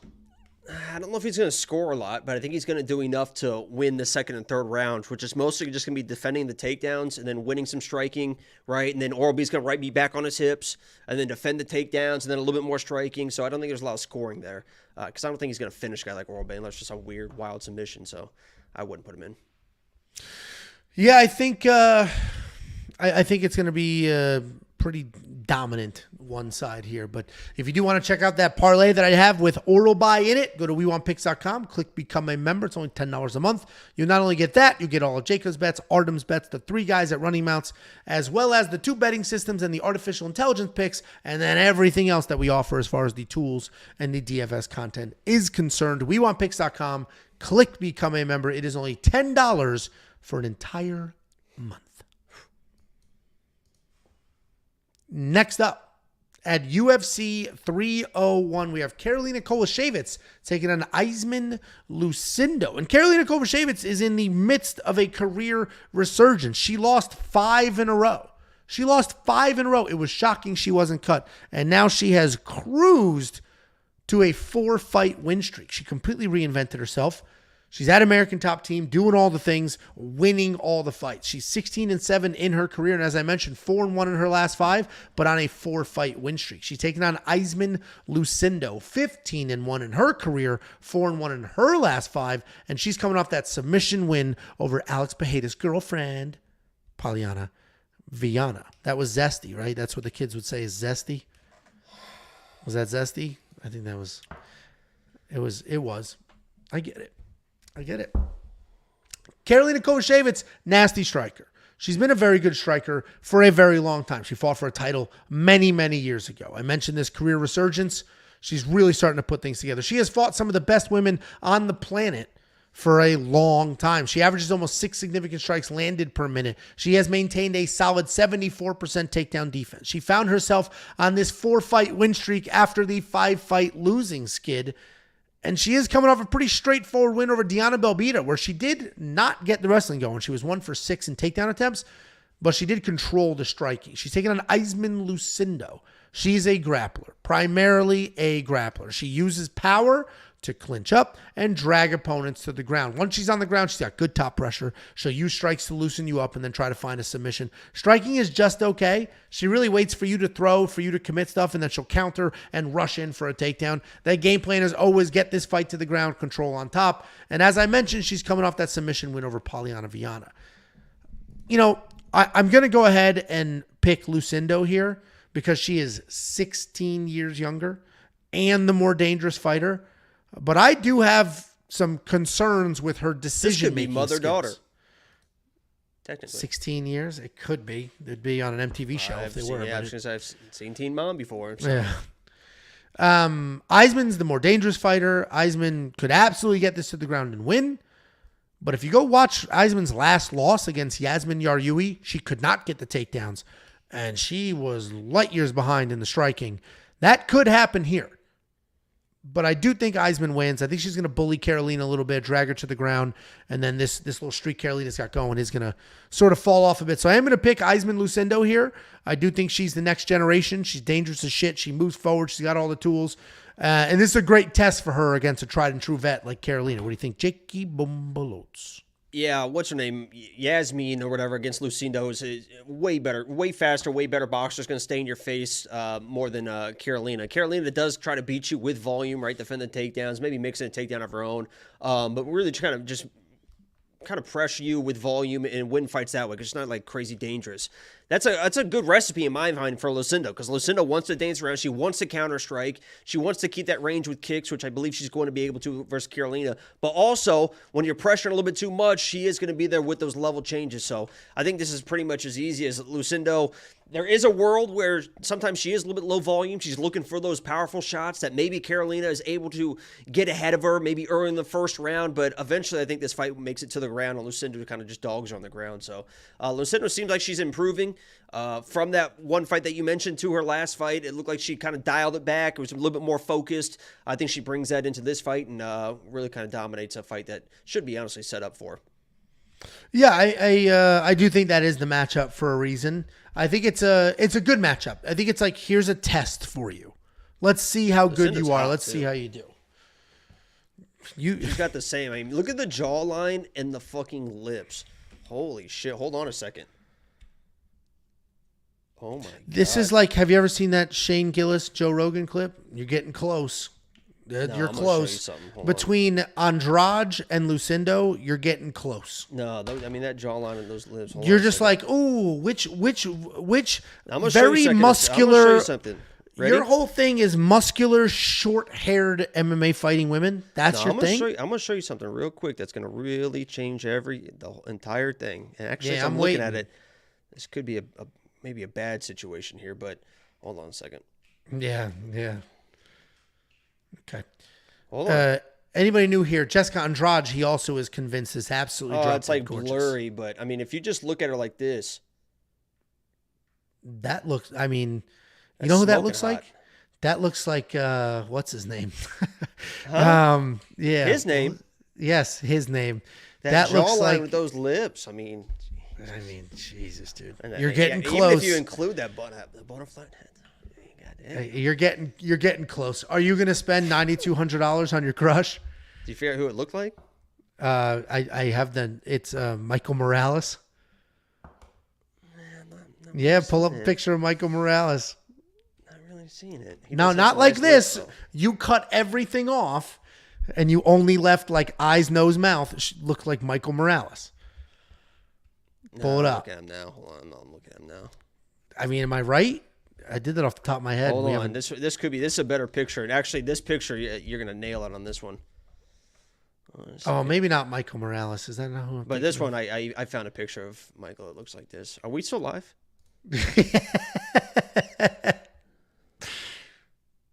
Okay. I mean, that's not outrageous.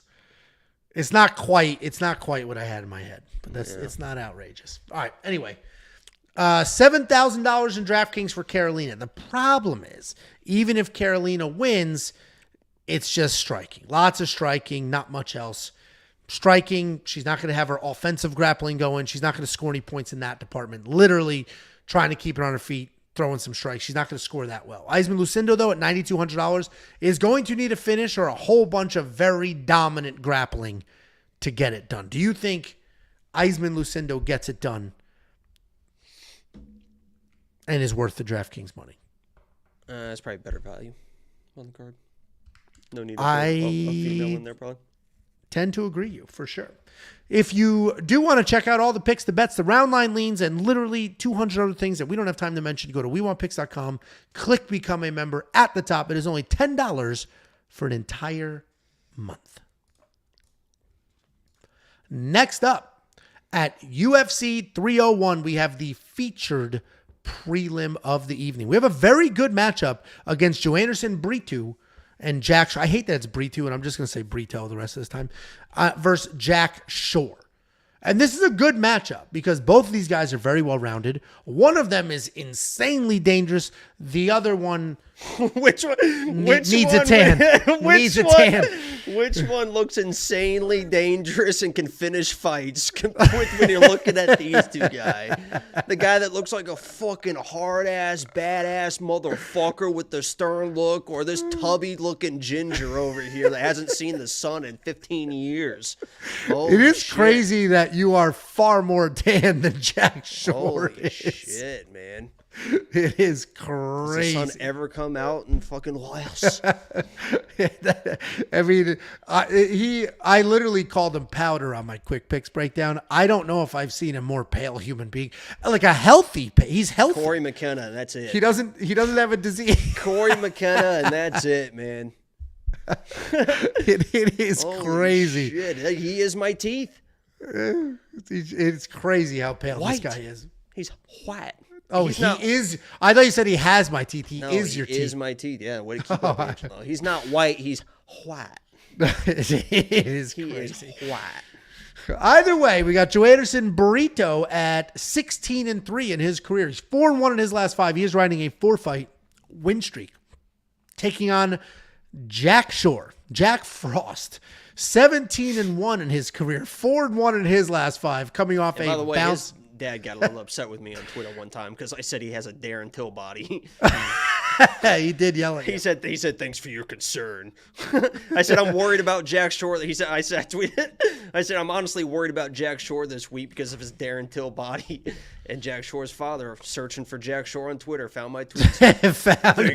Thanks for your concern. Of all of the things to find about his son online, didn't he lose that fight? Was it against Ricky Simone? No, that was against Macwan. He won. Okay. Well, either way, he's taking on Jack Shore, 17-1, 4-1 in his last 5. He is coming off a bounce-back win over. It was his last fight, Makwan Amirkhani, after losing to Ricky Simone. Jack Shore is very good, though. He is a very good fighter. He's a very good grappler. He likes to move forward. He's constantly looking for a takedown. Both his wrestling and his striking are just similar forward pressure styles. He works in nice kicks. He's all around very solid. Striking fundamentals are there. He has almost 4 takedowns per fight on average. And as I mentioned, he's fighting the no longer in the UFC Makwan Amirkhani. He's fighting Joanderson Brito. This guy is insanely dangerous. He's very fast. He's very athletic. He can grapple. He can strike. Good top pressure. Wide array of submissions. Striking is not technical, but he will come forward and he will throw bombs. Big wide punches, heavy kicks, no regard for what comes back his way. And even though he's comfortable striking, he also averages about 4 takedowns per fight and gets these fights to the ground. He is coming off of that win over that bum dork JSP where he was challenged to get up, and then he did get up. Brito is a minus 145 favorite. He was a minus 200 favorite just this past weekend. The line is tightening. Money is coming in on Jack Shore. So the line dropped to minus 120. Then it took off. People were like, Brito. And then now it's starting to come back the other way. I get the rebound a little bit because people are looking for value on this card. And you look at it and you say, listen, Joanderson Brito can be taken down. We watched Jonathan Pierce take him down. He can be taken down. And Jack Shore has good wrestling, good grappling. He could win this fight. And I do agree. Jack Shore could win this fight. He's a very good grappler, okay striker, good wrestling. I do think Joanderson Brito is just too dangerous, too fast, too powerful. And I do think Brito wins this fight. This is another fight where I'm going to watch the odds. If this tightens a little more, I might end up working something in there. But I do have some concerns on the overall takedown defense here. Nastiest knockout you'll ever see before I pass it off is Joanderson Brito knocking out Jacob's two-time lock of the week, Chepe Mariscal. Just put that dude lights out, face down with one of the just, and it was nasty. He's very dangerous. What do you think, Jakey boy? You know, I do respect these fighters, and I respect I respect that they put their lives on the line and all this stuff. And Jack Shore's, he's really putting his life on the line on this one. I'll tell you that. This dude, Joanderson Brito, is absolutely no joke. Lock of the week versus JSP because I knew he was the more dangerous fighter, and there's no doubt, as we already mentioned, that Joanderson Brito is the more dangerous fighter in this matchup. Opposed from Jack Shore just kind of laying and praying on this guy, which we've seen doesn't really work, or maybe Brito has a crazy adrenaline dump and starts gassing, and then he kind of struggles with the takedowns in the second and third round type of fight. I don't know if Jack Shore's going to get out of the first round. This dude Brito is going to be fired up, man. He doesn't make the best decisions sometimes, but honestly, it works in his favor a lot of times. You know, he for whatever reason, he tried to offensive. I think he's a very proud guy, honestly. JSP took him down, and when he got back to his feet, he was like, all right, I'm going to show you that I can wrestle. And he, for whatever reason, was grappling with JSP. That same thing might happen here. He might end up grappling with Jack Shore, but even if he starts grappling with Jack Shore, I think eventually Jack Shore is going to make a mistake. This dude, when he has opportunities in fights, he seizes them. Whether it's with a submission, a scramble, a shot, this or that, it just always seems like every time there is a something that can happen, Brito always makes it happen. He finds the shot. He finds the scramble. He is just one of those guys that's just very opportunistic in a fight. He's the more dangerous guy. He's going to be all over Jack Shore, and I don't know how Jack Shore wins this fight except for Brito like kind of getting tired or maybe getting dominated in the wrestling, which I don't fucking see. Brito's a dangerous dude. This dude, Jack Shore, was a 135er that didn't really feel like cutting weight or whatever. It's a tough weight cut, right? I mean, look at that body. Tough to cut that weight. And then he's up at 145. He's looking flabby.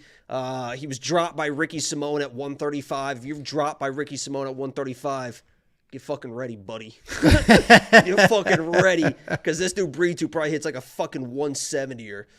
I think Brito smokes him. I agree with everything you said. Except I do worry a little bit about the takedown defense from Joe Anderson. And Jack Shore's a very good grappler. Immediately. I mean, this dude, the way that he can threaten front chokes and stuff, Jack Shore better be fucking careful, man. I mean, in that regard, then this is insane value. Defenses. That's one of the better takedown defenses. With a choke. It's just all these crazy, because he won't necessarily jump them, but if he jumps it, you better be fucking sure he probably has it. I mean, then you love the value at minus 145, $8,500 in DraftKings. Yeah. I've played him two different ways. Premium members know that.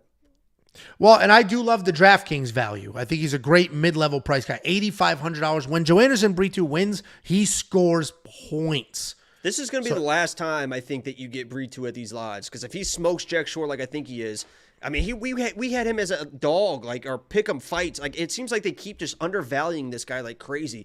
And I think if he smokes Jack Shore the next time, he's going to be minus 200, minus 250 against whoever he fucking fights.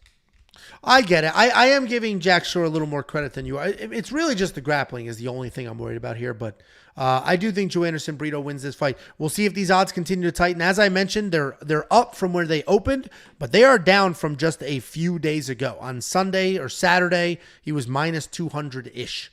And now he's down to minus 145. So we'll keep an eye on that. We'll see if there's some better value later. I do like him for DraftKings because, to Jacob's point, if he wants to grapple, he can grapple, and he certainly is a finisher. If you do want to unlock all the DraftKings plays, the artificial intelligence picks, my picks, Jacob's, everything else that we do, WeWantPicks.com. Click Become a Member at the top. It's $10 a month. And since we've been streaming, we've been live for about an hour and a half. Oh, my God. Like this stream. Pacers are winning. I've seen at least 10 to 12 premium members sign up. So welcome. The website is... Okay. The website. When you sign up, it's connected to my panties. Okay. I'm moving on. Oh, this is a pay-per-view. Sorry, guys. We'll edit that out. Post. Button it up. Yeah, we're live. There's no editing here. We'll edit Button it up.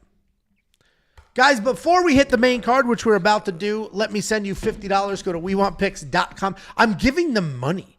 I'm not even asking for money here. I'm giving them money. If you go to WeWantPicks.com/bets and you sign up using our link, we get paid. It's affiliate marketing. But instead of just keeping all that money and asking you over and over and over to sign up, we take some of that money and give it right back to you because we made it because of you. It's only fair that we give you some money. It's basically risk-free. You make a deposit of $50 or more, and then we send you $50. Very simple. WeWantPicks.com/bets. Sign up, make a deposit. We send you $50. We are grinding through. Right before we came live, I paid about 8 or 9 people. We had a ridiculous amount of signups. So we're grinding through. We're getting people paid. WeWantPicks.com/bets. And here's a closer look. Damn, you hear Jacob's piss stream? There's no way. He's just pouring a bottle of Sprite in the toilet. That was nuts. There's no way. We see what he looks like. There's no way he's walking around with a hammer. There's no way. Anyway, there's no way. That's unsettling if that was real. Anyway, here's a close look at that safety parlay. This is a premium member only bet. We hit 9 in a row. We fell off a little bit. We hit 9 in a row, fell off a little bit, and we are right back up 2 and 3, or 2 of the last 3, 9 and 1 in the last 7 pay-per-views. We do traditionally crush pay-per-views, 68% event win streak, and a 27% lifetime ROI. WeWantPicks.com. Click Become a Member. It is only $10 for an entire month. Next up, at UFC 301, we have the main card opener. We have Paul Craig taking on Caio Borralho. And this is one of several fights on this main card with some pretty wide odds that are moving quite quickly. Just the other day, Caio Borralho was minus 400, minus 450. He is already minus 600. And I can understand that. But first, we've got Paul Craig, 17-7 overall, 2-3 in his last 5, coming off that submission loss to Brendan Allen to make his middleweight record 1-1. He's taking on Caio Borralho, 15-1 overall, 5-0 in his last 5. He is on a 14-fight win streak. And this is a grappler versus grappler matchup. Paul Craig's a very dangerous grappler. He's proven to be incredibly tough. He does get finished, but he doesn't go out like a quitter. He hangs in there and he fights. He's never out of a fight. He has more than 1 win, including over the #1 light heavyweight contender, Magomed Ankalaev, where he was getting his face bashed in, losing that fight. Are you looking for some acknowledgement from me? Okay, good job. Yay, sit. Where he was getting his face bashed in and then submitted Magomed Ankalaev with, I think, quite literally like 1 second left to win that fight.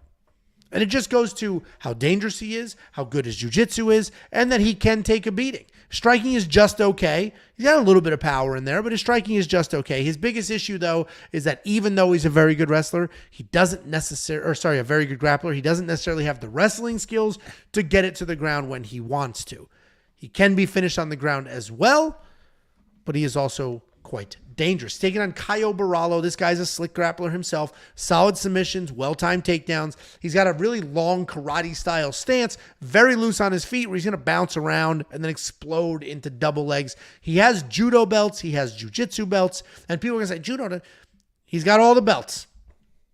He can toss you. He can submit you. He will out-grapple you. And he's quietly becoming a very good prospect. This is the first fight where the odds are pretty wide on him. His last couple of fights, the odds were somewhat close. But he just continues to win these fights. He's coming off the decision win over Abus Magomedov, where he had a knockdown and only attempted 1 single takedown. I'm on the Caio Borralho side. I do think he wins. I don't think Paul Craig is...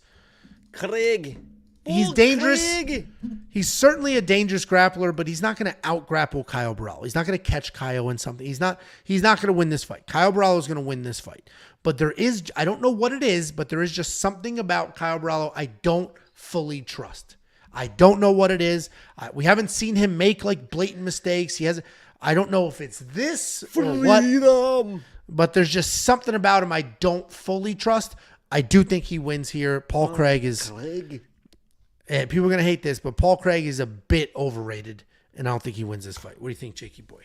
Yeah, Ryan. I mean, Paul Craig is I've said before, I used to be a 205, right now he's a 185. Everybody said he was the 205 Ryan Hall. Right now he's the 185 Ryan Hall, right? They just want to be...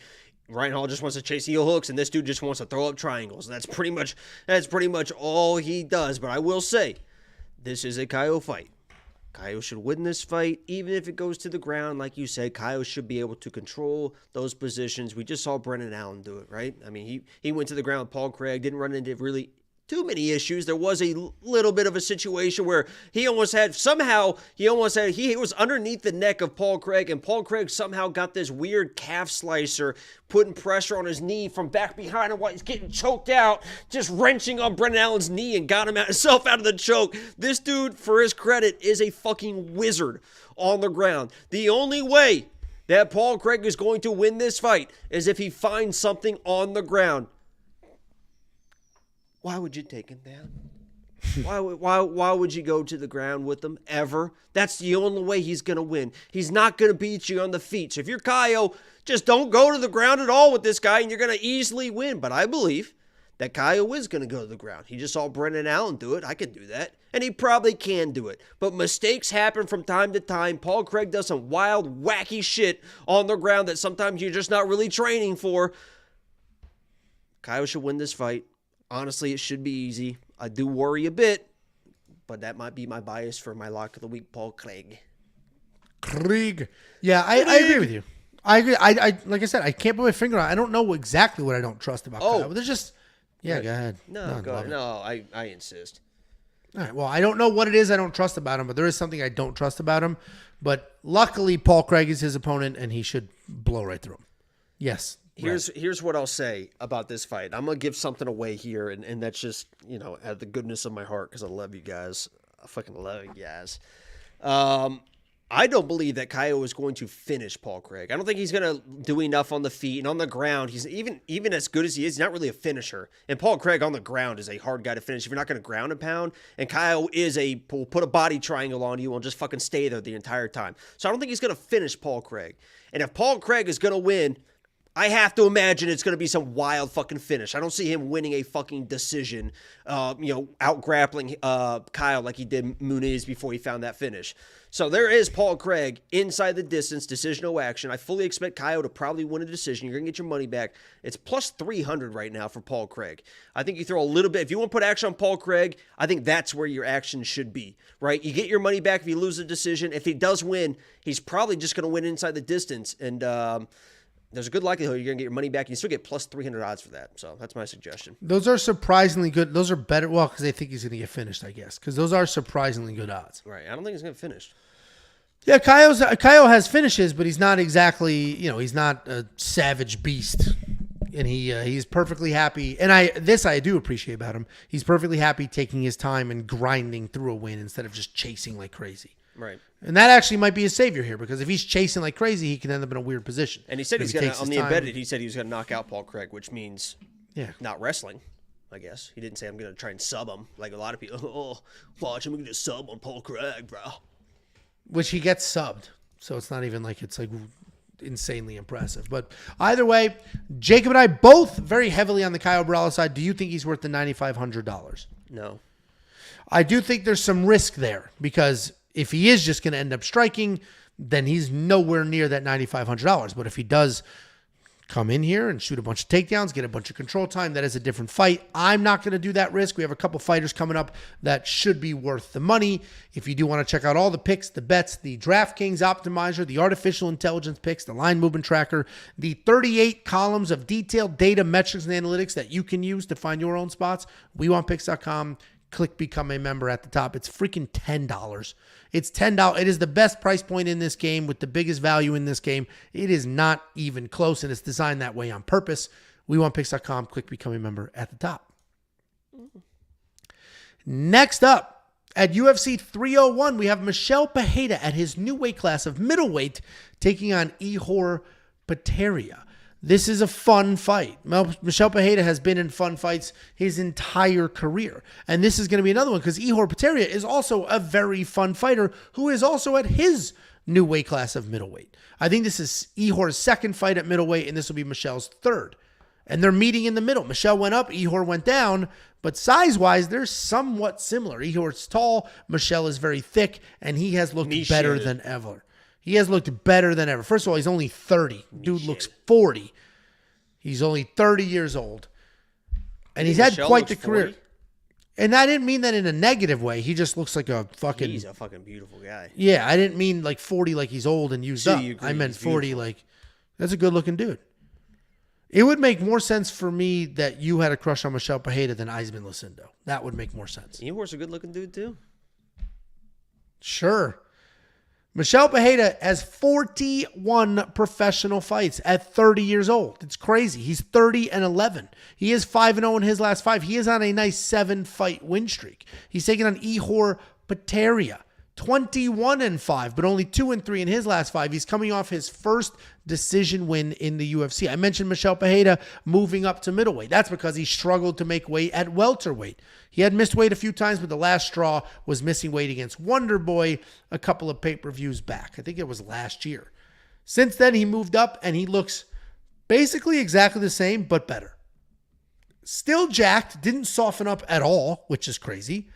He has plenty of speed, plenty of power. He's knocking people out. He just beat Michel Olanjechuk. Ragdolled that dude, tossed him around, beat him up, finished him. Michel Pereira is a capoeira fighter, that Brazilian dance fighting.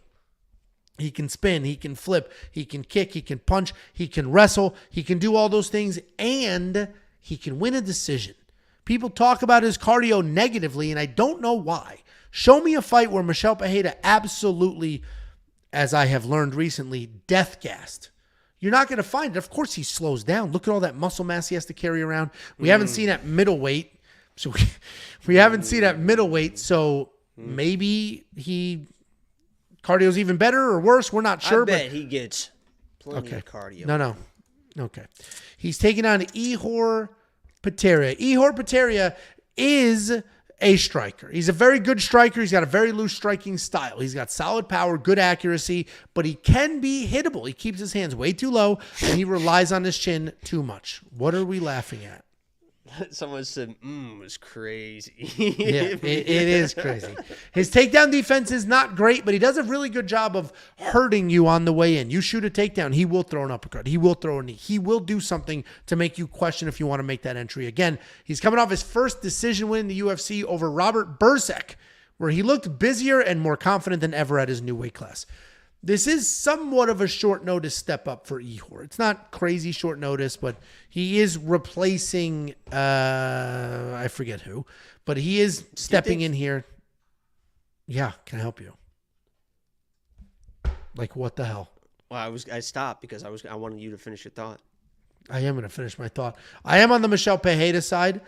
Ihor was scheduled to fight at UFC Saudi Arabia, which is in like a month, something like that. So he was camp adjacent, but not necessarily full-blown in camp. I think Ihor is going to be the more technical striker here, but I don't think it's going to matter. Michel's going to be too fast, have too much power. He can wrestle if he needs to. He's not going to fade after the first round like Ihor will. Michel Pereira should absolutely win this fight. Honestly, the odds make sense to me. What, Jacob? What? This is, I think, a good question. Let me know in the comments or the chat right now if you think that this or the Shara fight was going to be a harder fight for Ihor. The Shara fight. This is a harder fight because Michel Pereira would have been minus 600 versus Ihor. I don't think no, because he's unproven and Michel Pereira is proven. Michel Pereira can wrestle, where Shara cannot. That's what makes this a tougher fight. But Shara is dangerous as hell. Both of them were going to beat Ihor. He was losing either way. But Shara was at least going to give him a chance by like striking with him the entire time. Well, there you go. That's a great segue, because I think I do agree with you. I actually, when I saw this fight was announced and I saw the odds and stuff, and I don't know if I'm a Ihor fanatic, but I do kind of like the guy as far as his striking, because if you watch him at 205, he was I honestly think he probably should have stayed at 205. He's going to run into power issues and heavy, wrestlers and stuff like that, but they don't really wrestle that good. And at 205, he was fast. I mean, this dude in the first round boxes, I mean, when he throws those braids in, this dude, it sounds stupid, but he looks like a 205 Sean O'Malley in there. He's a very good striker, especially a very good boxer in the pocket. He's very fast. At 185, he still has that speed, but he doesn't have, quite the same pizzazz, or the advantage, I would say, compared to the 205ers. So I think he's a very good striker. I think his odds were a little bit wide, and I started thinking about it a little bit more. And we talked on the phone as well. And I mentioned, I keep bringing up, is the movement of Michel Pereira. He doesn't get a boxing match with you. So if you're the better boxer, it kind of doesn't fucking matter, because Michel Pereira is never just standing in front of you and boxing you. He is left, he is right, he is in, he is out, he is doing backflips, he is doing cartwheels. He is a hard guy to hit. And Ihor, to his credit, he looked like his cardio was a little bit better in the last fight, but he's not a chase you down for 3 rounds type of cardio volume striker, right? Even in that last fight, he was flat-footed, leaning over the front foot, and just kind of snapping that jab from his hip, right? He was a little bit exhausted, but he was still doing enough to win the moments in that fight. But against Michel, this dude's going to be dancing around, he's going to be sticking, he's going to be moving, and outside of some weird shot for Ihor when he's getting frustrated and he starts throwing heavy, I just don't know how he does win this fight. But I do like the striking of Ihor. But against Michel Pereira, it just honestly doesn't matter, because he's just not there for you to hit. So I got to go Michel Pereira here, and I feel a lot better about it than I did probably a few days ago. Michel's got a chin. Michel's got cardio. Michel can wrestle. He's got good jiu-jitsu. He's good everywhere. Durable, right? Yeah, he's durable. He doesn't quit. Even if he does get tired and this turns into a dogfight, Michel's not going to quit on himself. He's going to keep going. No, I think it's I mean, the odds reflect all of this. It's not and this is honestly payback. This is payback for Ihor coming in smoking Shogun and then doing the fucking whatever celebration. They said, right. Okay, Ihor, hey, go to Brazil, go to Rio and fight Michel Pereira for us, sweetheart. Let's go ahead and cash that check in there, sweetheart. Let's go ahead and get in there and take that L for the fans after you showed up fucking Shogun.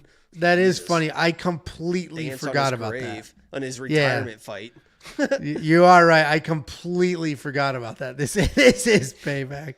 Yeah, so this is, we turned down a couple of other very expensive fighters earlier. I think we're starting to hit that value, $9,600. I think Michel is worth that money. He's been finishing people at 185. He can actually wrestle here and finish. I think there's a lot of opportunities for him to cover that $9,600 salary point. And Ihor is a guy that's been finished. So it's not like, he's an insanely durable guy and we're looking for his first finish loss. Yeah, once he gets over that edge, he's not somebody that goes over the edge and can kind of save himself in a fight. Once he's going over that edge, I mean, there's just no really saving him at that point.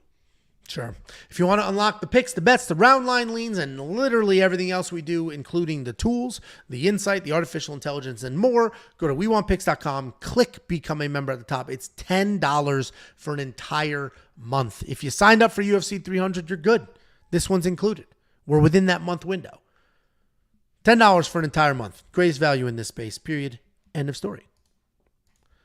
Next up, at UFC 301, we have the featured fight of the evening. We have Anthony Smith taking on surging prospect Vitor Petrino. Vitor Petrino definitely going to fight his toughest test. He's put on the stage. They put him in the big bright lights. They're giving him the biggest name of his entire career, and he's hoping to shine here. Vitor Petrino is undefeated at 11-0. He's looking for his 5th UFC win. He's taking on Anthony Smith. His record is the polar opposite, 37. Wait a second. Didn't this guy just fight last weekend? What a short turnaround. He just fought. People do love those jokes. People were like, when Bogdan was fighting Ryan Spann, didn't we see this fight twice already? They do look alike, but it's like, all right, every time. Anthony Smith, 37-19. This guy has 46 professional fights, and that the speed and the swiftness at which I did that math is impressive. Anthony Smith is only 2-3, though, in his last 5, and he is coming off that knockout loss to Khalil Roundtree. The odds are quite wide here, and they should be. We got a young, surging newcomer versus a veteran that's aging out, a veteran that's been finished and is aging out, a veteran that's been through more wars and has lost more teeth in that octagon than Vitor Petrino has fights. And that teeth comment wasn't even that is the truth. Anthony Smith, if you remember, had his teeth knocked out fighting Glover Teixeira. They picked his teeth up. And then put him on the side of the cage, and he continued his fight. Anthony Smith is as tough as they come. Too tough for his own good, which is why he's aging a little faster than he should inside this cage. But Anthony Smith is still very good. He's got fantastic hands. He's got good low kicks. He's got very good jiu-jitsu. He's got submissions over several highly ranked fighters. The problem is he is too tough for his own good. He is aging somewhat rapidly. And, he's focusing on the second part of his career. He's now focusing on the desk work, the table work, the analyst work, as he should be, because he's starting to age out here. It is a good step up in competition for Vitor Petrino, though. On one hand, I hate that the UFC does this, right? I hate that they take guys that have done the right by the company and they say, here's a killer, good luck. On the other hand, I guess, how else do you build these stars? And this is a big step up for Petrino. Anthony Smith is old, but he is skilled. And Vitor Petrino is a physical monster. This guy has cardio. He's got power in his hands with a wild left hook. He's got great grappling. It's evolving, but it is very good. He has 15 takedowns in his last 4 fights. His takedown defense is just okay. He does a nice job working his way up and out of danger if he does get taken down. He is very, very green. He makes a lot of mistakes. We saw all of that in his last fight. It was a pretty forward pressure win against Tyson Pedro, but he was making mistakes. People thought he was going to smoke Pedro and finish him, and it went to a decision, but it's okay. That's what happens as you evolve as a fighter, as you work your way up the ladder. You could argue Anthony Smith is on a 4-fight losing streak because I think he lost to Ryan Spann in that fight. But the reality is Anthony Smith is probably going to lose this fight. He is tough. He is durable. Vitor Petrino should win, but I would be somewhat careful here because until we see Vitor beat somebody with the wild experience of Anthony Smith, we don't know necessarily what he's going to do here, but he should win. I'll let you talk about how, I don't know if you planned on it, but last time Vitor Petrino fought, you and I talked about how he looks at his coaches and listens to stuff like that. I don't know if you planned on that, but go ahead. No? Now say what? Last time Vitor Petrino fought, when he beat Tyson Pedro, the next day we spoke on the phone, as we do. And you mentioned how Vitor Petrino looks at his coaches. Vitor Petrino pays attention to his coaches, literally makes adjustments in between rounds, looks at them in the fight while in the cage. He's a very coachable guy that is learning at an incredible pace. Well, I just said it for you. You don't need to say it, you fucking asshole. And also, my mouth was wrong. I said 46 is 56, but go ahead. I think this is a very winnable fight for Anthony Smith. The more I think about this, I think this is a very winnable fight. He's got to do one thing, and it's going to be tough, and that's just avoid the power, right? You avoid the power. If you're Anthony Smith, and he is a Factory X guy, and these guys have good game plans, and if you're game planning for a guy like Anthony Smith, you're going to be the more technical guy. You're going to be the more technical striker, the more technical boxer. You're going to have a good jab, right? Because you're heavy on that front leg, and you got to pray to God that Vitor hasn't figured out how to throw a calf kick, right? Hopefully he hasn't figured out how to throw a decent calf kick yet, but he could come with a calf kick. You got to pump that jab, and you got to get the fuck out of there, right? You pump the jab, you get the fuck out of there. You pump the jab, you get the fuck out of there. Because what's going to happen is Vitor's going to keep stalking. He's going to keep stalking. He's going to start getting frustrated. He's going to start throwing heavy. And once he starts throwing heavy and that's still not working, what is he going to do? He's going to initiate the grappling. And Anthony Smith, that's exactly what you want to happen because you are the better grappler in this fight. You're the more experienced grappler. Angelo mentioned looking to his coaches. He's in top position, half guard, looking at his coaches. He's a coachable guy, but he also was looking at his coaches like, hey, what do I do now? Yeah. Like, what am I supposed to do here? Anthony Smith is very well versed on the ground. And the last thing you want, if you're a Vitor better, as this gets to the second round, as I expect it probably does, right? I think it's going to get to the second round, and Vitor is shooting takedowns, and all of a sudden he's losing a scramble, and you have Anthony Smith on top of you in the second round. That's not where you want to be as your Vitor better. I say that all that to say I am going to pick Vitor. right? And I have played Vitor because, as you mentioned, a durable guy. He's got the power. I've just seen Anthony Smith get beat up too many times to pick him, to put money on him. Well, I did put a little bit of a sprinkle and something on him. But Vitor should win this fight. But I think it's a very winnable fight for Anthony Smith. But he could end up. I say all that, he could get smoked. But I think it's a winnable fight. Vitor's not he doesn't have the technique, really. He doesn't have volume. I've been looking for opportunities to fade him. I don't think this is the one. No. But I think there's going to be an opportunity here for Smith if he wants it. Yeah, I think Petrino, what we did see in his last fight is he does have cardio. He is willing to grapple. That's what I appreciate about him in his last fight. If you're Vitor, I would not fucking grapple this guy. He's going to be ready with those guillotines. He's going to be ready with the sweeps and scrambles. I think you just walk through the shots and try to land the big shots. He's been chinned before.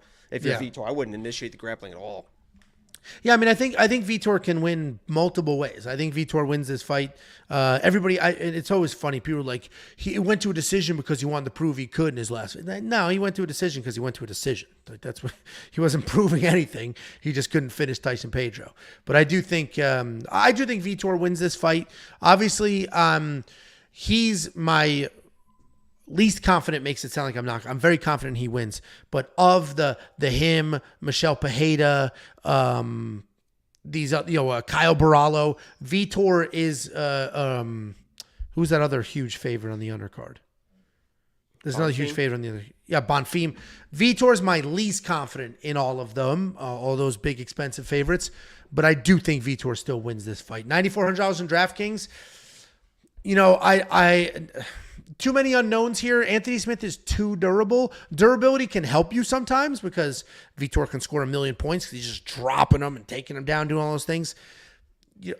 I would say choose at your own. I do think he wins. $9,400 is a lot of money. Realistically, you can only be able to put 2 of these guys in your lineup. We'll fade Bonfim, fade Kyle Barallo. So then maybe it is Michel Pereira and Vitor Petrino at those price points, but certainly could be tricky. Everything okay over there? You hear this idiot dog crying for food? Ooh, you're going to be like that North Dakota governor. What'd he do? Or South Beat Dakota. his dog? It's a female, by the way. So what'd nice, she say? Nice sexism there. You didn't hear about that? No. Are we done with this breakdown? Become a premium member. It's only $10 a month. WeWantPicks.com. Click to become a member. You'll get everything you'd ever want or need. She had allegedly, I don't know, I've just seen this story all over the place, but she had a puppy, I don't know how old it was, that she was trying to teach it to be a bird dog or something like that. Tried to take it to be a bird dog, but it was just being a puppy. She couldn't train the dog, and I guess it got into the neighbor's yard and killed some chickens because it's just a puppy and it sees these things or whatever. So she was like, this is an untrainable dog. It was still a puppy. I can't deal with this dog. It's an untrainable dog. Fucking shot it and killed it. Isn't that the fucking insane? And it is proud about it. Like, yeah, I had to make a tough decision. I'm good. No, you didn't. I'm a good governor because I had to make a tough decision and shoot my dog I couldn't train. That's the story I heard. I mean, there's probably it's the internet, but that's the story I heard. Dude, the only excuse to put a dog down is if it has not even rabies. I think they can cure rabies now. I can't remember. Is if it bites somebody, if it's biting children in the face, that's a problem. I think it was just being a puppy, man. Just an untrained puppy. Even if it's a stupid grown dog. Scout is a grown dog that is untrainable. We haven't put him down. Jesus. That's crazy. Yikes. Next up, at UFC 301, we have the co-main event of the evening. We have the King of Rio, Jose Aldo, coming back to co-main event a pay-per-view in Rio. I'm sure he would have loved to main event it, but he's been gone a little too long, and he doesn't have the belt anymore.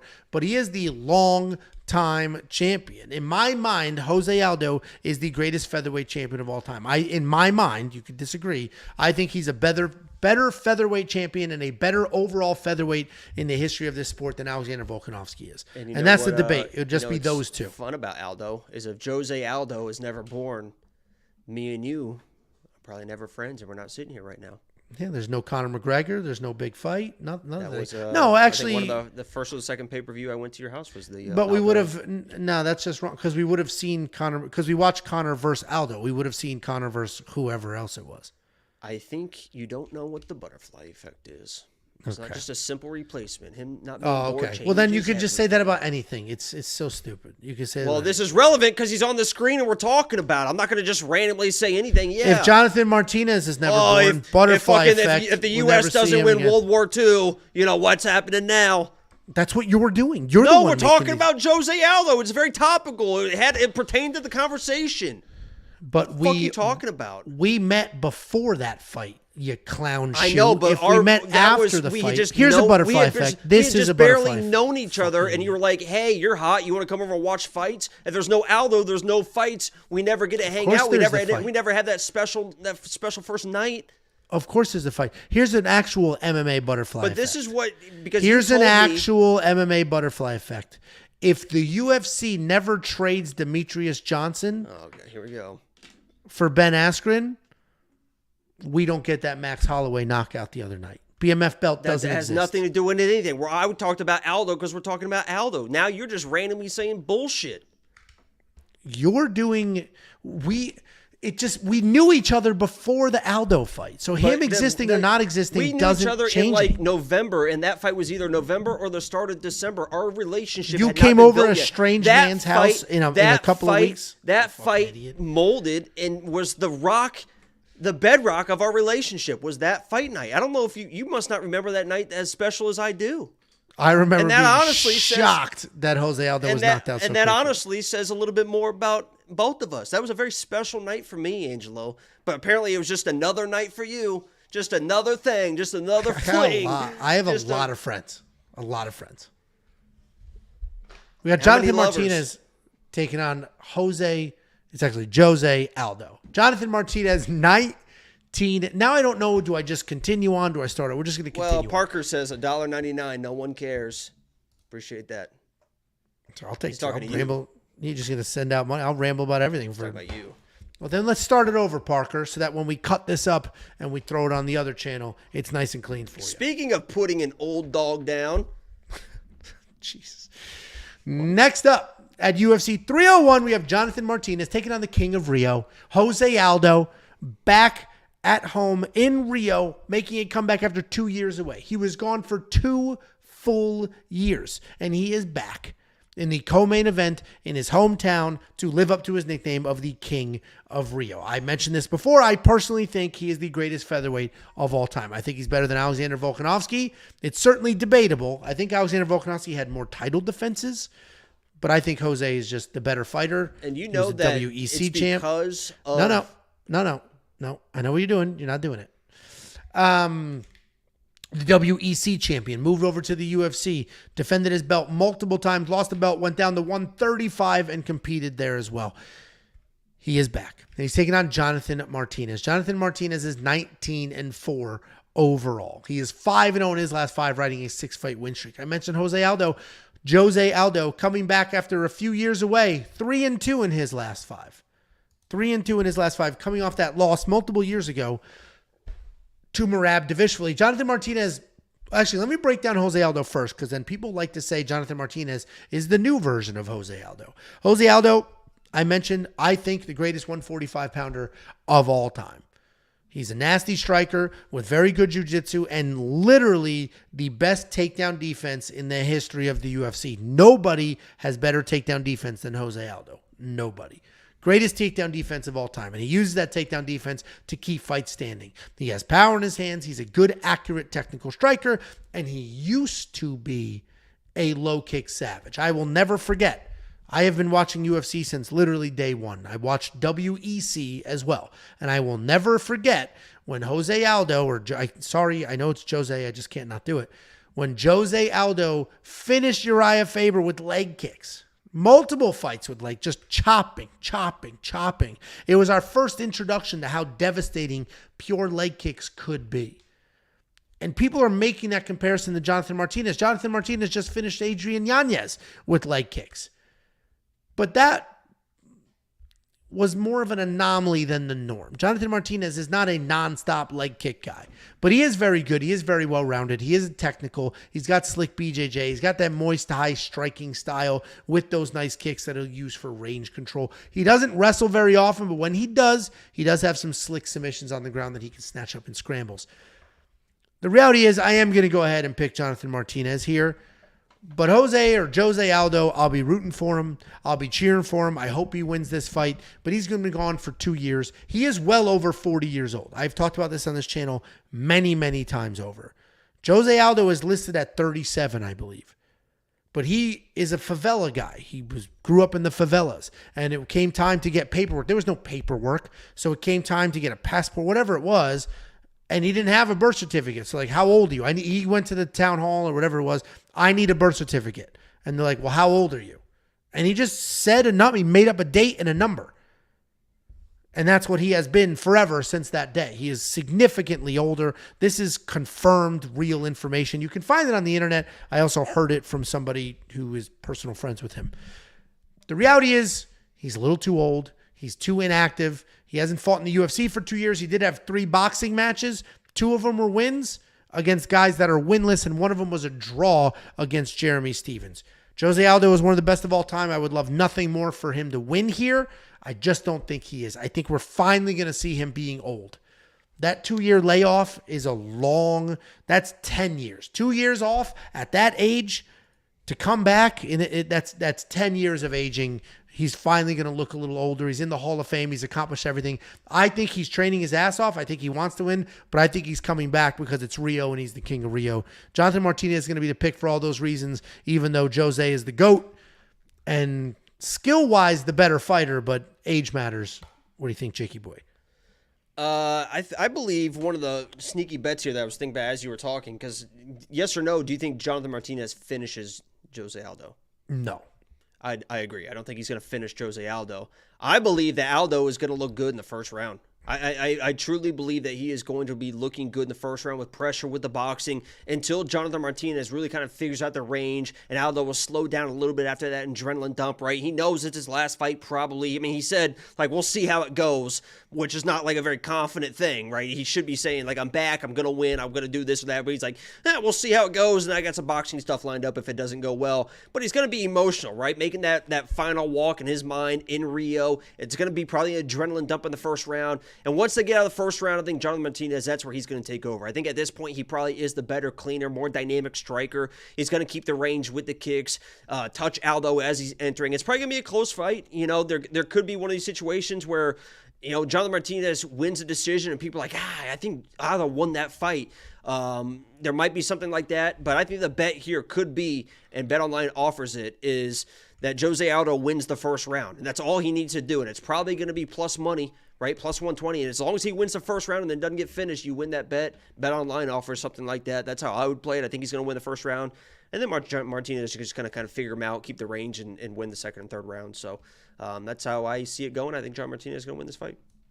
Yeah, and this omnipolar dude, I think you've missed the entire point that I made. I don't think you're listening. He said he looks old because his face was burnt as a kid. Oh, Angelo. Who the hell is talking about his looks? He's literally old. And I explained how he's literally old. I'm not talking about his looks. He could look like he's 16. That's not the point. And I do have the ages switched up on the screen here, which is annoying, is I took the time to redo the graphics, to fix the graphics for this one because I had the ages wrong and then I forgot to put it in this presentation. But either way, Jose Aldo is an all-timer. I'll be rooting for him. I think you'll be rooting for him as well. I'll be rooting for Jonathan Martinez. Yeah, I guess you don't have that same level of loyalty that I do. I watched him, that whole career. I've barely seen him win a fight. That's like Ronda. I never watched Ronda win a single fight. Well, because the first time you ever saw her fight was get knocked out by Holly Holm. Then she took like a year or two off just to get finished by Amanda Nunes and then retire. One of the most dominant people of the sport. I never watched her win a fight. Yeah. Well, there's 4 generations of MMA, of UFC fans, not just MMA, of UFC fans. There's been watching since day one, the spectacle fans, when the UFC was a spectacle. That's you. 300-pound men. That's me, day one. VHSs. Then there's the ultimate fight. Yes, I have VHS tapes here. Oh, my God. I have these 3 tapes started right now, here. guys. I've had these for years. These 3 events. I have like 40 events, but Those are the 3 I have right here in my there. Then the second generation are the Ultimate Fighter generation. They showed up after the Forrest Griffin fight, that huge fight. That was the second generation of UFC fans. The third generation are the Conor McGregor fans, which are you. And that's not a bad thing. No, literally, because I remember when I would see him on sports, because that was when the UFC was, because he was a superstar, was really making that push into like ESPN and on Sports Center and all this stuff, and he was doing interviews on like regular ESPN. I was like, who the fuck is this guy? He seems a lot of fun, and then obviously I met you, but yeah, that's the third fan. Okay, that's the third generation, and the fourth is the most recent one, are COVID fans. The fourth generation are COVID fans. It was the only sport back, and people started watching. That, yeah. No, I just thought of that right now. Thank you so much. Good, yeah. I did just think about that right now. People are starting to like the stream if you haven't. They're adding too many layers. The Cheeto Chuck, you can't do it like that because nobody showed up. Nobody showed up for Chuck Tito that wasn't there from much earlier. Obviously, it grows, but we're talking about chunks of people. You got to go by generations. Either way, we're a little off topic there, but as a Gen 1 fan, I'm all in. I want Jose Aldo to win this fight. I am not betting against him. Even if there's smart money there, I don't like to bet against my emotions, if that makes sense. Like sometimes you just want to watch a fight and enjoy it and root for a guy and not have money on it. So I'm not going to have any money on this because I don't think Jose wins, but I want him to win. So I just want to root for him and be happy regardless of the outcome. Imagine he has a Robbie Lawler moment in Rio. That would be amazing. Just retires on the spot. Just out of nowhere. I would love every. Do you think he'd still retire? Second of that. I don't know because he only retired. He only retired after the Merab loss because he was like, well, there goes my title shot. Like I was on my way. Right. I just lost it. And I mentioned this in my quick picks. The worst part about that is if Jose Aldo fought Merab, it was the exact same fight, and it was today in Vegas on an Apex card, they might give that decision to Jose Aldo. He defended 16 takedowns. Merab had zero Merab had zero. I think I have it written down. I think it was 20 or 21. Yeah. Do I have it written down? I don't have it in front of me. He defended he wasn't taken down one time. And it's like, those Vegas judges have some wild decisions with the wrestling. So, are you going to get Jonathan Martinez in your DraftKings lineup? No. Yeah. It's so funny because DraftKings has made it hard to draft strikers who aren't going to finish because unless they're insane volume, he's going to respect Aldo. I mean, he's going to keep his distance. He has to. He's going to point fight. He's going to. It's not like he's going to crack Aldo and then chase him and try to finish him. He's going to play smart. Joey, everything okay? Did you hear him like? I didn't know. It sounded like something fell. Honestly, he just coughed. All right, become a premium member. Help support the channel, and in doing so, you will unlock the greatest value in this space. WeWantPicks.com. Click Become a Member. At the top, you're going to unlock picks, bets, round line leans. It's not just some weird Patreon list. It is a full-blown interactive website with more content than you could absorb in a month. WeWantPicks.com. Click Become a Member. At the top, it is only $10 an entire month. Next up, at UFC 301, we have the main event of the evening. This is an interesting main event because a lot of people clowned it. I included. When I saw Steve Erceg was getting a title fight, I said, what a joke. And then I pulled up the flyweight rankings, and it was like, oh, it's the only fight that makes sense at this weight class. Everybody else has either lost or is injured. It is literally the only fight that makes sense at this weight class. And that made me respect it a little bit more. It's not just some weird matchup that the UFC is trying to push. It's a genuine matchup of the only available contender, and respect to Alexandre Pantoja, who wants to stay busy. So we have Alexandre Pantoja defending his belt for the second time against Steve Erceg. Pantoja is 27-5 in his career, 5-0 in his last 5, and he's coming off of his first successful title defense over Brandon Royval. He's taking on Steve Erceg, 12-1 overall, 5-0 in his last 5. He is riding an 11-fight win streak. Pantoja is an interesting guy because he is primarily a grappler, but he will walk forward, just march forward and go to work. He'll throw bombs. He's got some good power. He'll hand out some damage, but he's also a very good grappler. He's got good control, good ground and pound. His striking is pretty formulaic, meaning it's technical, 1-2. He's doing all the things he's supposed to do, but he's just going to do it while moving forward and just trying to win the fight. Alexander Pantoja is a throwback to the days of when fighters tried to win fights. He's not trying to be exciting. He's not trying to be fun. He's not trying to be overly cautious either. He is literally just moving forward and trying to win fights to the best of his ability. He will throw punches. He will shoot takedowns. He will grapple. He's taking on Steve Erceg. I have made some unsavory comments in the past of Steve Erceg looking a little too unimposing to be a professional fighter. And I think we could agree. I mean, he looks like he works at the Genius Bar. He looks like a guy that could fix your computer or, replace your keyboard from IT at work. And it throws you off because you need IT to replace a keyboard? Where else are you going to get the keyboard from? You got to open a ticket. Hey, I need a new keyboard. And then they bring it to you. There's not just a stack of keyboards. Yeah, don't you feel stupid. But he is much more assuming in the octagon. He will stand there in the pocket and swing it out. We just saw it in his last fight where he slept Matt Schnell. He was not afraid to engage, and he is never afraid to engage. And people are forgetting that he's actually a grappler. He's primarily a grappler with okay takedowns, but very slick submissions that he will snatch up. Striking-wise, he will stay busy. He is improving at an incredible rate. He'll slam some calf kicks. He's picked up his volume. He's got that wide stance. His head movement is really not there, but he's not a coward, and he will hang out in that pocket and swing for the fences. Ultimately, Steve Erceg is a very good fighter that has himself a nice record here, and he's earned himself a title shot after only 3 fights in the UFC. I do think it's too much too soon. I do think Pantoja wins this fight, and I do understand the line tightening here because Steve Erceg is good, and there's a ton of question marks. He only has 3 fights in his UFC career. We don't know if he's way overhyped or way underhyped. We just don't know yet.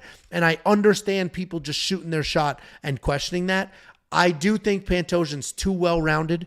I think his jiu-jitsu is too good to get caught in a Steve Erceg, slick submission. I think his striking is good enough to not get pieced up. And I think his wrestling is certainly good enough to get it to the ground. So I think Pantoja wins this fight. And I think it looks exactly like the Brandon Royval fight. Pantoja just beat probably the most dangerous 125-pounder out there in Brandon Royval. Just beat him.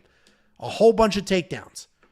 And I think that's exactly what this is as well. So I'm going to go Pantoja here, but I understand the question marks on Steve Erceg, and I understand people being on that side. What do you think, Jakey boy? I do respect Pantoja. I like Pantoja. He's an easy guy to root for, right? Family guy. He's doing this. He was did it for, revenge. Like, look at me now, Dad. I respect everything about His revenge. Those type of things. Yeah, his dad wasn't in his life, so he's like, "Are you proud of me now, Dad?" When he won, I thought you meant he like avenged his dad's don't loss. Fucking interrupt me ever again. Yeah, I'll try not to. Nonsense like that. At least mine's topical and funny, and yours just like. Yeah, that was hilarious. No, that was hilarious. You're the one that interrupted me. You're right. It wasn't hilarious.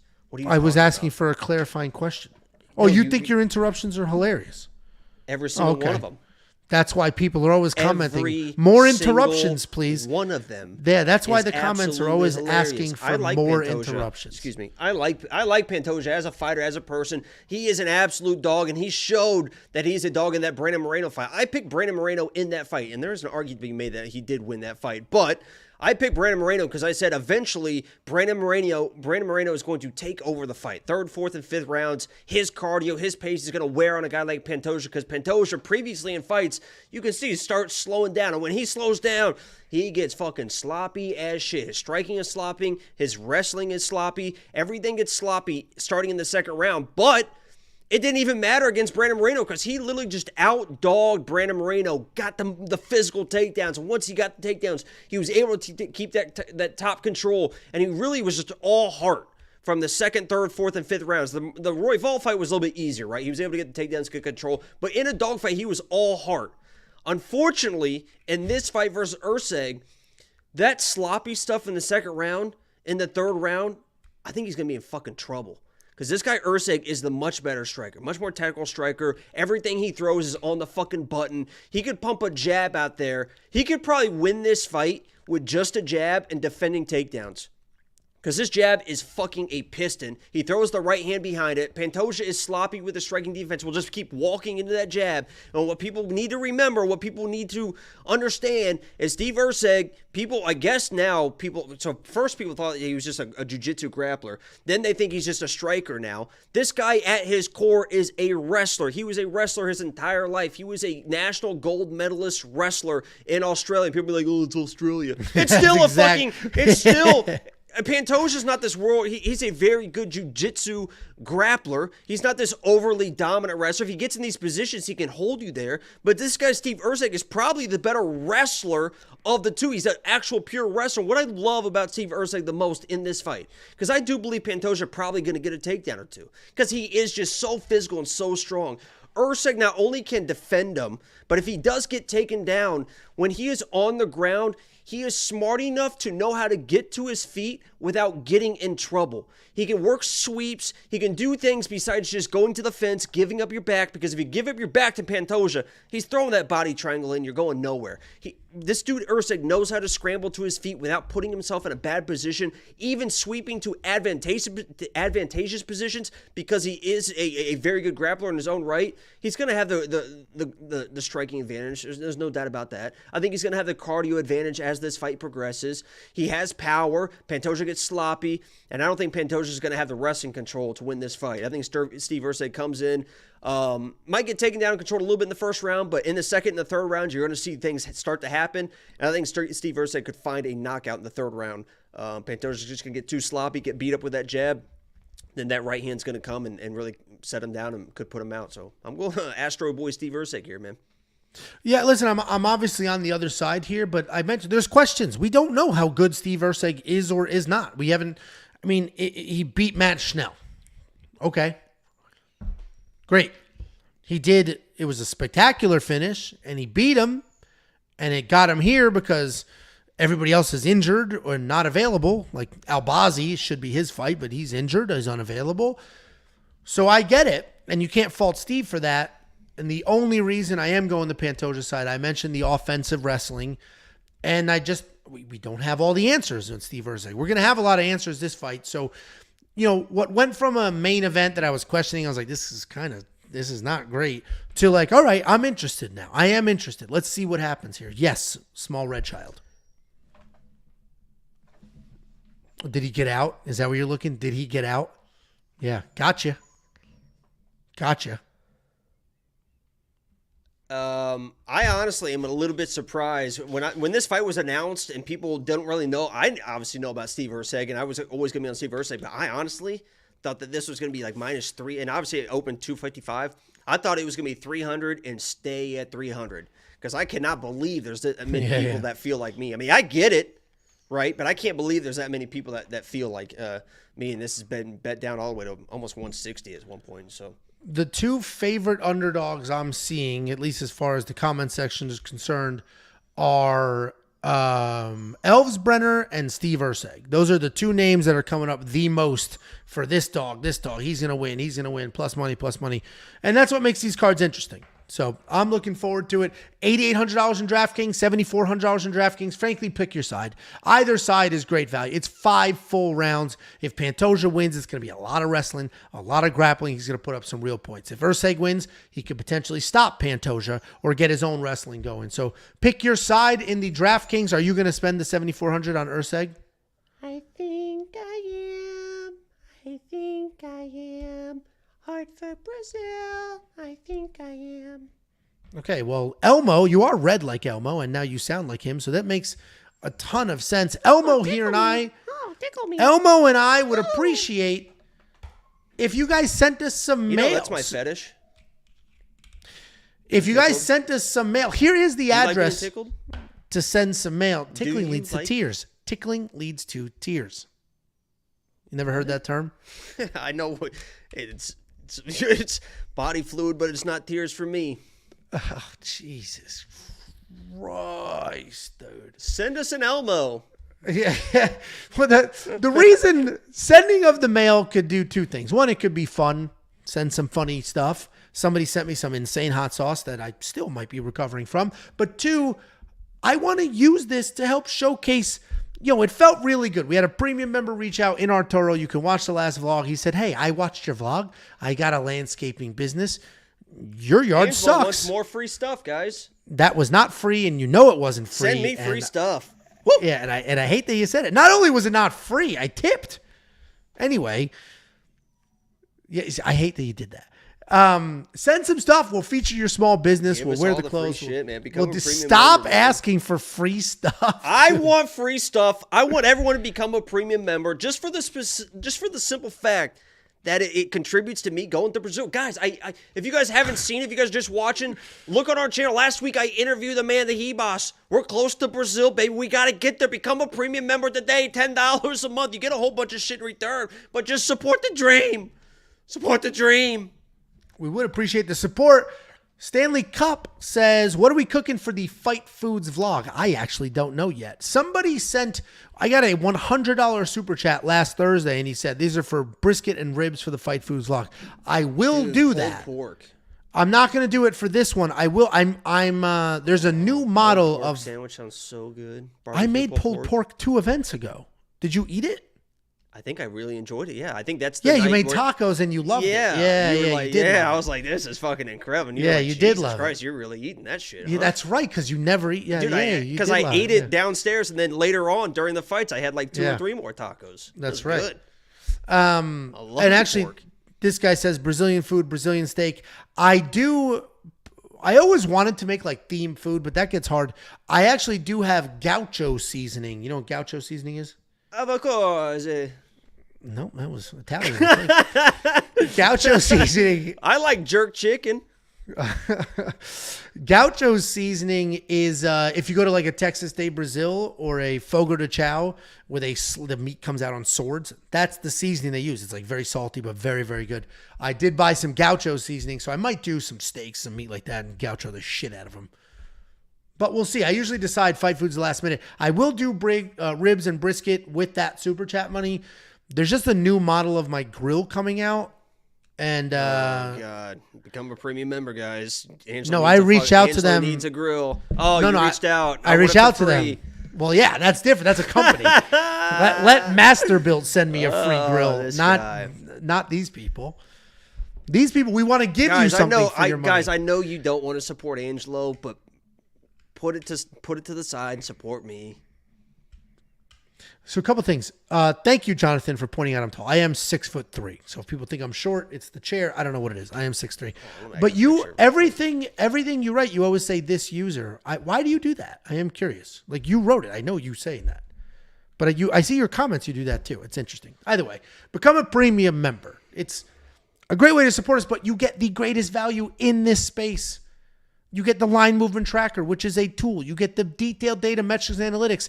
This is a tool. You can use this for a myriad of reasons, and it's already put together for you, ready to go. Not only do you get this full giant spreadsheet with the color coding the way it is, you also get the individual chunks. We broke it down into fight metrics, biometrics. We broke it down into different categories where you can sort the chart and work your way through it and say, who lands the most amount of strikes on this card? Oh, wow, it's this fighter. And then you can go to Prize Picks. You can go to Underdog, see what their line is, and then play the under or the over. You're also going to get the bets, the picks, the DraftKings Optimizer preloaded with the best ownership projections in the game. And you're going to get more than just me and Jakey Boy. You're going to get Artem breaking down far more than just UFC. He's giving you PFL.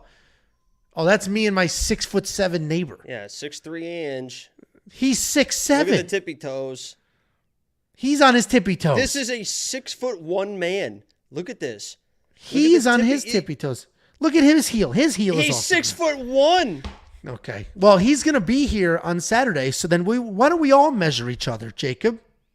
Bo's coming? Yeah. You didn't think Bo was coming, did you? He actually texted yesterday. Big Bo's coming? Yeah. Uh-oh.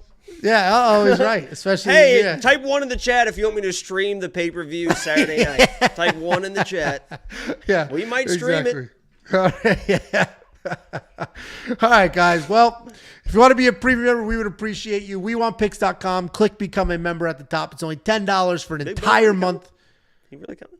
He texted yesterday saying, I think I can finally come, is what he said. It's a wild text to send. He did spell That's come weird. If you're ready, I think I can finally come. It's like, whoa. Angelo and the neighbors.